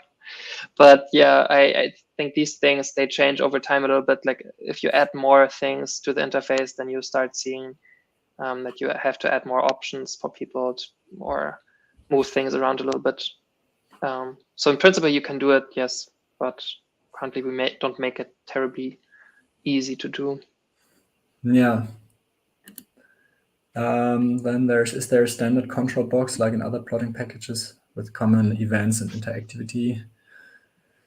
Not yet, but I think the widget library in Makie is now advanced enough that we could add it at some point as an optional feature. I guess most of the mentioned interactions like home, zoom, pen, save, fig are implemented. So it would just be a matter of creating a button for it. You already answered this. Predicted date for Makie 1.0. That's a tricky one because we've been moving that always because, yeah, the recipe changes never really happened because it's kind of hard to work on such a complex topic just on the side without having like real time dedicated to it. I think that will be the main breaking change for 1.0, besides of a few small other breaking changes, but we're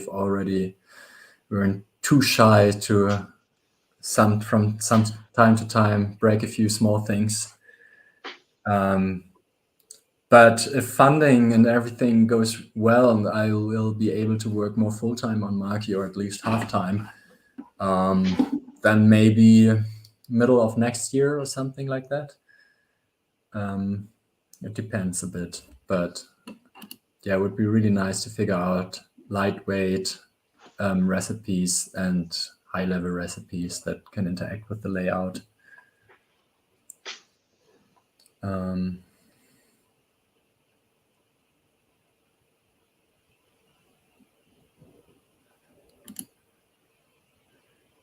Can you have interactive pop-up boxes to mutate properties of future plans? I think you kind of can do this these days, but it's definitely, there's no nice API for it. Frederick Fryer actually added in one of the newer releases that you can have multiple windows. So, for example, if you do something like this,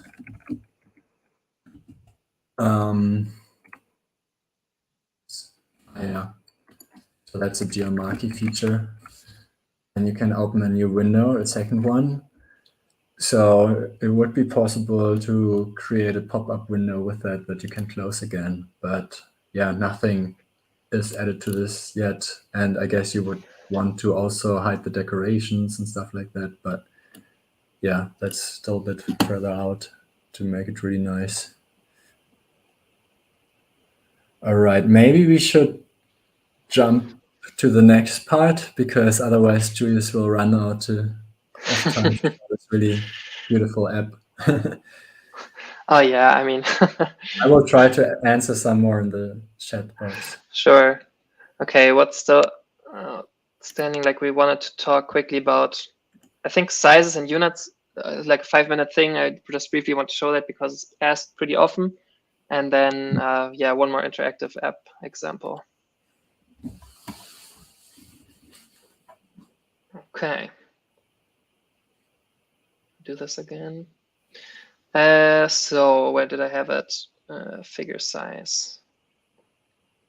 Right. So one question that we often get is like how to make, if you make a figure for publication, right? You usually have some physical size you're targeting, some like, I don't know, I picked up something like Nature's full width figure, for example, is 183 millimeters wide. And so the question is, how do I make a figure with Makie that has that size?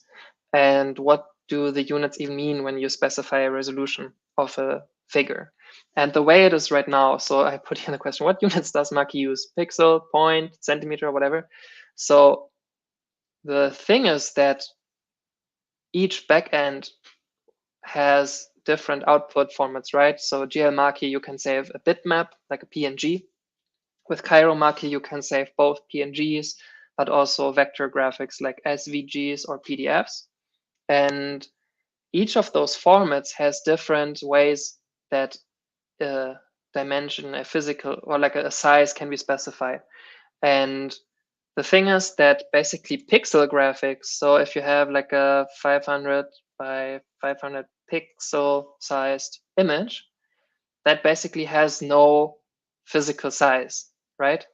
If you wanted to specify a picture for the nature full width figure of 183 millimeters and you wanted to specify it in pixels, you can't, because a pixel is just like, it's just a thing on a screen basically, and it doesn't have a physical size unless you have a intermediate metric like how many pixels per, I don't know, like centimeter you have, or pixels per inch or whatever. So something you see sometimes is like a PPI thing, pixels per inch, or something similar to that is DPI, or dots per inch. And so those things like dots were printer dots, but sometimes people just use it interchangeably with pixels. So you cannot save a pixel sized image in a physical size unless you decide what kind of DPI or PPI you're looking at, right?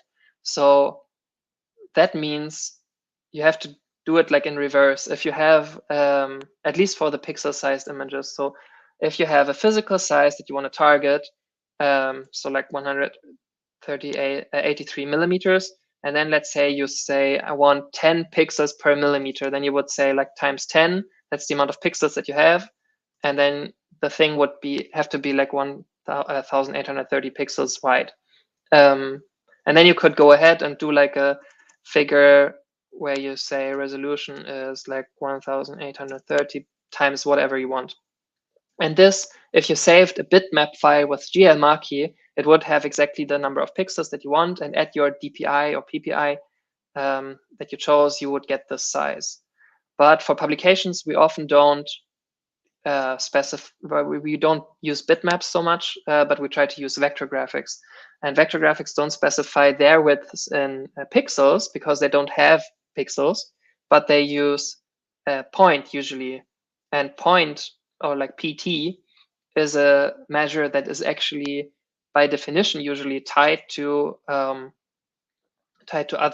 physical metrics. Like 1 inch is usually 72 points, at least in the way that Cairo uses it, which powers Cairo Makie. So that's the relevant one for us. And 1 inch, of course, like 2.54 centimeters. So that with those, if you specify a plot in point, then it has immediately like a physical size.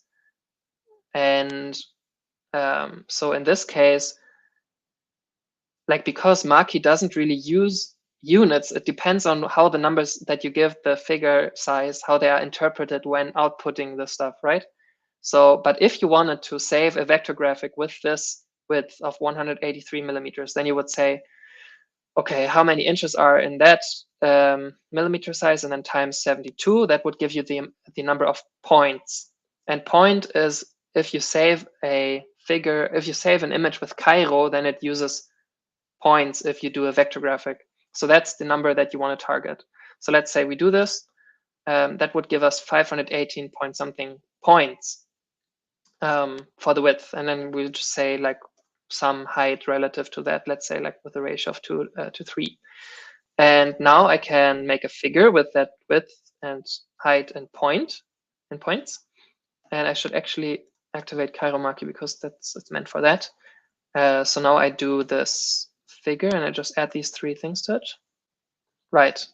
And so now you can see an image here. I'll pull up the screen a bit. Right. So this, because Cairo-Makie is currently in bitmap format, now the dimensions that we gave to it have been interpreted in pixel size, right? So this thing is actually 518 times 345 pixels wide, and that's not a lot. So you can see it's pretty blurry. The way you change that is by calling activate with the type that you want, and I'll change to SVG. And I also set, just for demonstration, I set this extra keyword points per unit. And so this means how many points is one of these unitless numbers interpreted when I save. So I call this and then I do the same plot again, just like this. And now you can see I have exactly the same plot. So if I go back and forth, the dimensions are exactly the same, but this one is a vector graphic and this one is an image. And the reason why I chose 0.75 here is that it's kind of like a web standard that they, whoever implemented those web or wrote those web standards, they chose that by default a pixel is related to a point by this ratio of 0.75. So if you want, in web context, if you want a vector graphic that has the same size that the browser chooses as a bitmap, then kind of the dimensions of the vector graphic have to be 0.75 that of the pixel graphic, right? So if I go back and forth between those two, you can see there's enough space. That's how you know that the image here is not squished or anything. That's the size that the browser wants it to take, and it's the same for both. But of course, the bitmap is very blurry. So if we change back to PNG, we can do a different keyword, which is not point per unit, but pixels per unit. And the default is 1. So the default is chosen such for those two, 0.75 and 1. It's chosen this way so that in a Pluto notebook or Jupyter notebook or whatever, by default, the images will have the same apparent size. But often the pixel resolution of this is not enough for us. So what we can do is we can dial that up. We can say, if I specify a figure with a certain number of units in width, 518, I can just interpret 1 unit as 2 pixels with pix per unit equals to, falling back to German here. Right. So if we do that and call the same thing again, then you can see now the plot became bigger until basically it has to be forced smaller by the remaining space here. But it's also much less pixelated, and we can even dial that up further. Pix per unit is 4. And now, I mean, I don't know if you can see the difference, but this is pretty fine resolution. So that's how you choose that. So bitmaps, as I say, they don't really have a physical size. The physical size of it is kind of related to it only via web standards or whatever conversion you choose yourself for the print medium that you target, if you print at all today.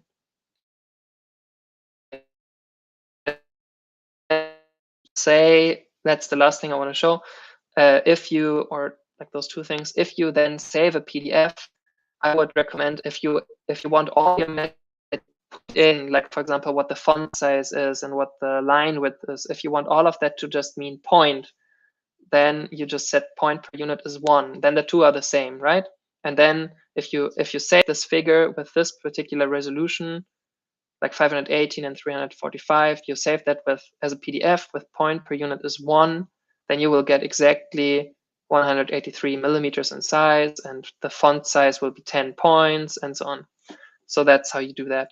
Yeah, and remember that it's 0.75 by default, because for interactive display, as I said, it matches pixels and pixel-based graphics and vector-based graphics. Yeah, and the only other thing that's left here still is what happens if you don't want to size your figure by some external metric, but you want to decide by the content how large it should be. So we can execute this code, which makes a good point. So this actually, I need to make those larger. Let's say we have a figure and we make some x's in those and give those fixed sizes of 200. that's too big for the figures. So you can see they kind of bleed out, like stick out at the sides. There's this function called resize to layout. And if the content of your figure has known sizes, then it can compute what space is needed for that. And if you run the whole thing like this, then you can see it jump back now just because the plotting pane kind of scales the image back, but you can see that the content now fits and the figure has, how do I check that? Yeah, it has a size of 763 by 1011 now, while the default is something like 800 by 600. Yeah, that's how you get physical sizes. And I think with that, I'll jump quickly to the interactive example because we're running kind of out of time, even though we started later. Might draw over like 5 minutes or so, maybe to finish that. Okay, so I'll close this and that as well. And the file that I wanted to show was like where was that? Oh yeah, image viewer. Okay, so I'll probably have to go over this a bit more quickly than I planned to, just because of the time. All right, so the idea, I'll actually execute, I think, everything for once, so you can see what we're trying to build. The idea was that I just downloaded some JSON data from the NASA day of the picture of the day site, and I wanted to make like an app that can scroll through these images and show some statistics on them. So in the repository is already the JSON file with all the info about those images, and I'll just run these functions so you can see it. It'll take a small moment till it shows. Yeah, so that's how it looks. And so you're supposed to be able to like go through here, click on the next image, and then it will download that from the internet. Takes a small moment, and now we have a different image. And here on the side, you have a histogram of red, blue, and green channels. And if I zoom into the picture here, then the histogram updates to only display the pixels that we have selected currently in this area. And so, yeah, I want to show how you can set up something like that. And I think I'll probably explain it now with the actual code that I wrote. I was planning to go more like step by step, but I think we don't have the time to do it quite like that. All right, so yeah, and the idea is to use observables, and I think we have seen those a little bit, but it can't hurt to see them a little bit more. So we start by opening the metadata that we have from this JSON file. So if I would just run this, then I'll close this for now. Then in the REPL you can see like some data. It has like a date, it has some explanation what the image is, and it has like a URL to the image and a title. So what we want to do is we want to use an index into this array of however many images there are. I think like length metadata, like there are 343 images to choose from, and we want to dynamically like load images from the web and show them in Makie, and then hook up all these these histogram statistics to them. And the way you do it with observables is that you think about how does the information flow through this app. It's like a bit like this reactive way of thinking. And the base thing is the index into this metadata array. So which image you're currently in. Huh? It seems like your screen share has frozen. Maybe you can restart it. Sure, I can try. Although now the cursor blinks at least.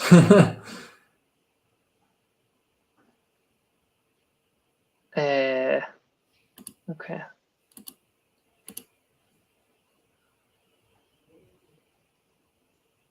Well, can you see it now? Yep, there's quite a delay on YouTube. But okay. No. All right. So hopefully it doesn't freeze now. So okay, we start with the index into the metadata array. So nth image that we want to show, right? And we start with 1, so the first one. We make an observable with 1 integer in it. And now we use the lift syntax to derive other values from this value and to derive values again from those intermediate values and then feed those to plotting functions. And so the syntax that I often use is the macro syntax with @lift, which means that every expression with a $sign in here references an observable and tells this expression that we want to derive a value from it. So my entry, my metadata entry, is always the index into metadata with that comes from this observable, right? So right now it's the first index. So if I run this, then my entry is now an observable of some JSON object, and this first entry is this this Tor's helmet image with this particular URL. And so now we can lift the next kind of piece of data from that, and we say our image data is, we lift from the entry, and for the entry we call E. This is like an anonymous function syntax in Julia for those who haven't seen it. So for an entry E, we pick the field E URL, which is then this here, apod.nasa.gov, whatever, like a JPEG file, and we pipe that into the function load image. And load image just takes the URL and uses this just like a special syntax to write it more nicely in a sequential fashion. It uses HTTP to get the URL, extracts the body from that object, puts that into an IO buffer, which then can be passed to the load function, which extracts the image. So, and the whole thing is memoized so that for the same URL, we only load the image once. That's what this is doing. Right, so if I execute this, then it will load an image from the internet and put that into this image thing. And we can see now that the type of this inside the observable is now a matrix of RGBs, so an image, basically. Right, so what can we do now with this image? We can, of course, try to plot it. And the function for that is, in Makie, is usually the image function, aptly named. So yeah, what we can do is I can just make a figure here and add an image plot to it at position 1, 1, as we saw before. And I actually don't pass the image in as is, because, and that's like a peculiarity in Makie or in Julia maybe, because the storage of an image is usually that the first dimension refers to the rows and the second dimension refers to the columns. But if you plot an image in Makie, it determines that the first dimension is X and the second is Y. So that's kind of flipped from how you normally think about it. So to plot it here, I actually flip it back with this transpose operator. And I also reverse the direction of the y-axis, and that's usually how you plot images. The y-axis kind of counts down pixels, and the x-axis counts over to the right. And in this case, I set the aspect of the axis to data aspect, so the image isn't skewed. You can look at this here. So that's how it looks. Like if we don't set the aspect to that, x-aspect is what was it? I think nothing. Yeah, if we don't set that, then it's squished, right? So x.aspect is data aspect. Then we get this nicer view. Then we can hide the decorations of this axis because we don't really need like the pixel numbers here, right? So we already have the image. And the interesting thing is that plotting a new image should already work. We had some trouble with it before, like in this streaming scenario, because I think it just taxes my GPU in a different way, but I'll try it here. Oh yeah, it actually worked. So if I change the index observable to 2, now the thing runs in sequence, right? It downloads the next loads the next entry from the metadata with index 2. Then it loads the image for that URL and that entry. And then automatically, because we passed this observable to image, it automatically changes the image here. The only thing that didn't change are the limits of the axis, which you kind of have to do yourself, but we'll see that in a bit. I can control click to reset that though. So this is how it would ideally look. So we can do the same with like 3. Now it actually has to download it from the internet. Yeah, and there's the new image. And right. And as you can see, the title I also lifted from the entry, right? So the title also changes to be correct. And I did that with the @lift syntax, and I just took the title from the given entry. So that's nice. Like we only have to change this one number, and then the graphic already changes, which is usually a really nice way to specify the flow of your logic. Okay, so now the idea was to display like a histogram, a color histogram on the side. So what we can do for that is we make another axis at row 1, column 2. There it is. And now we think about how this histogram should be computed. And my idea was that that I want to actually incorporate the limits of the axis to decide which pixels to bin. And so I define first like an observable that can hold any data type. That's just like a convenience thing now, because I don't know what the exact type of a subset of this pixel stuff is. So any just means I can worry about that later. I define this observable. It's empty. There's nothing in it. And now I say, whenever image or the limits of the axis change, I want to change something about this observable. And what I do is I look at the axis limits. I look at like from x to y, from low x to high x, from low y to high y. Then I clamp those values, which will be floating points if I zoom in, because like the axis can have arbitrary limits. I clamp that to integers because I want to index into the image, right? And so I determine what x low, x high, y low, and y high are in terms of the image. And then, as I said to you, like the data is actually plotted in reverse on the screen here. So it's a bit weird that I index with y first, but that's just how it is.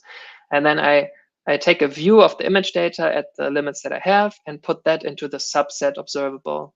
And this will now, whenever these two values change, the subset will hold a view of the image.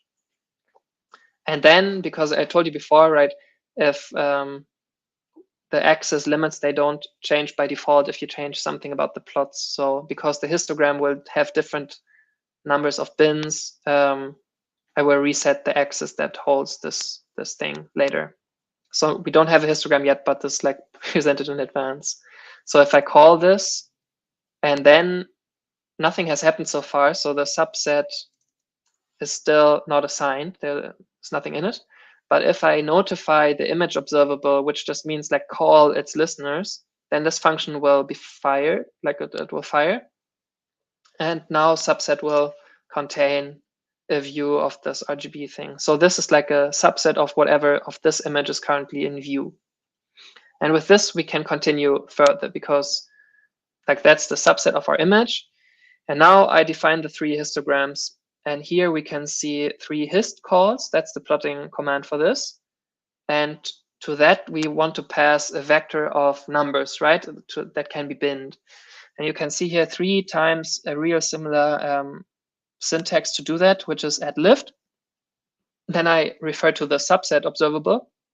And once I take all the red values, once I take all the green values, and once all the blue, and I make those into a vector as well, because the histogram doesn't expect 2D data for what I want to do, but 1D data. And I also set the bins to go from 0 to 1 in 256 steps. And the first one gets a red, the second one green, and the third one a blue color with some transparency applied. And so if I do that now, that's the red one, that's the green one, that's the blue one. Then I can also make this a bit nicer. I can say I want the lower y limits to start at 0, because there can be nothing below, like this. Then I can set the x limits to go from 0 to 1, because I already defined that they can't go outside of that through the bins here, right? From 0 to 1. Right, so that's already looking good. And now about the buttons, how we can actually make some buttons to go through the images. by the way, now already the zooming function should work, because here, right, the x.final limits observable. If I now zoom into this thing, then you can see that the histogram changes. And if I zoom into it further, it changes again. And I think, yeah, I can also do that like interactively, like this, which is kind of nice. At least I think so. Okay, so now let's get to the buttons. Right, we want to have two buttons below this image, one with like previous and one with next. And we'll just make a nested grid layout to hold them, which is like the easiest. If you have a sub container, then you just make a new grid layout. So a grid layout at row 2, column 1, that is right below, that will be below this plot on the left. So if I do this, now the same thing happened as before, right? Because there's nothing in this grid layout, the row is pretty big, but this will change now that I add the button to it. So I add a button at, I don't know why I started with next, but it doesn't matter. Okay, so one button next, that's here now. And the next one will be, yeah, that's the previous button. Okay. And then the idea was that whenever I click the button, I just changed the index observable that I showed you in the beginning, right? Because the index controls all the rest of the stuff in the plot. So then I wrote the small like helper function, which is supposed to offset the index, and I passed like a button to it as well called B, because I want to change the label. So the idea is just I store what label it had, then I change that to loading, I modify the index observable, and I keep that in range from 1 to the length of the metadata, because otherwise I could fall off the edge and then index out of bounds. And then I also do what I showed before, right? I reset the limits on both axes, because those values will have changed. I guess I don't even need to do access to, because it's already handled by this function here. Right, I can actually, I think, remove that. Okay, so the offset index function, I do that now, and then now I assign that to happen whenever I click those buttons. So there's the clicks attribute, which just counts up whenever you click the button. So when you listen to that, like we don't actually need to use the number that comes out of this, but we can just call our function. And we have this async syntax because in Julia, like we don't want the whole thing to hang while it downloads a new picture, right? So that's supposed to happen in like a thread or like a task, more like. So now I assign that on the first button, this should happen, and here also the second one. And you can see on the first one, I offset by 1, so it goes up, and on the other one, I offset down. So, and now it should work. So when we press next, it loads the image, and there's the image. And the histogram changed and the image changed. I can zoom in, can look at those reds here. Oh, it has a lot of red, unsurprisingly. Right, and can go further, next image, and so on. And if we looked at, like, for example, we can look at on index, just to show you again what happens. So on index to I, let's show just I. We can just see that whenever we press a button, the index goes up. So I is 6, I is 5, I is 6. Now it loads an image again. I is 7, and so on. So yeah, that's how in not a lot of code you can specify a dynamic app that reacts to the data that you change. And yeah, I think you can go with your own creativity and think of things that you could do with this. And of course, these are all like interactive. Like I can zoom around here if I want. Yeah, as I showed you before. Right, I think that's pretty much it. And we are also kind of out of time. So yeah, Simon, I'll ask you to come back. We can answer like last questions if there's there's more stuff. Yeah. Thank you. That's a really cool app. That seems to be the main comments. Yeah, that's yeah, thank you. What's my monospaced font? Oh, it's this Apple thing. It's SF Mono. Important questions first. I think we missed some questions in the very beginning, but I'm not even sure if the context is right anymore, and if the people. I was like in a tunnel. I didn't see anything. I didn't see any questions. So I would suggest to just ask this question on Discord, Discourse, or Slack, preferably. Yeah. Cool. Yeah, probably Discord. Yeah. Go to our Discourse, to the new one. I think everybody can just go there, right, Simon? Yeah, there are already quite a few people that joined. Yeah. Okay, cool. Yeah, just ask them there because I have to go to a birthday party and can't answer now. But I'll come back to those later. Yeah. And yeah, someone asked like the buttons don't seem to be from a specific toolkit. No, all hand coded by yours truly. It's insane task of reinventing all standard GUI kit things. But yeah, I did that at least for some widgets. We'll have to see in the future if we can pull in some other like more established GUI kits, because like it's really insane to implement really good text handling, and I think if we don't have to, we don't want to. Yeah. I think there's already some prototypes for GTK and Qt integration, but it's not very maintained. But maybe in the future there could be a project to actually improve that by a lot. Yeah. Right. Someone asked, does Makie have a way to visualize tabular data like VS Code display? Not really, but I mean, you can kind of abuse. I can quickly show that. You can abuse the grid layout. Yeah, I always like setting up grid layouts. You can do like this.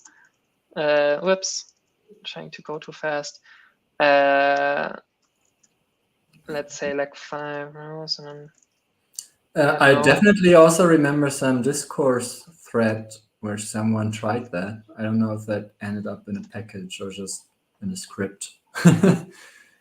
Yeah. I mean, I did stuff like that before, so so you can. I think this should work. Yeah, there's a table.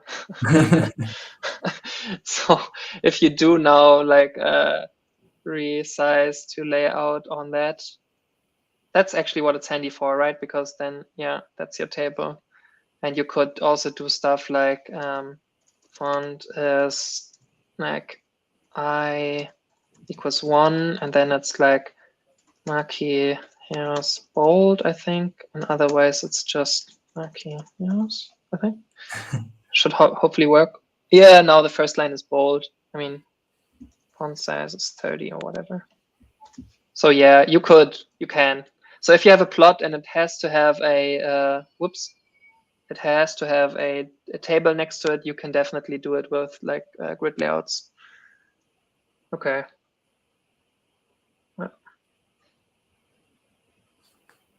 Yeah. All right. I think we just terminate punctually. Amazing. Thanks for joining. Okay, well, we needed less time because we started later, but that's fine. Yeah. Cool. Yeah, we'll be happy to see new people in the discourse and asking questions. Discord is the chat app. Discourse is the general Julia forum. Both are cool. Go to both. Exactly. All right. Cool. Yeah. Thanks, everyone, and see you around at JuliaCon. Yeah. All right. Have a great evening, everybody, or morning if you're on the other side of the earth, and so on. Cool. See ya. Bye.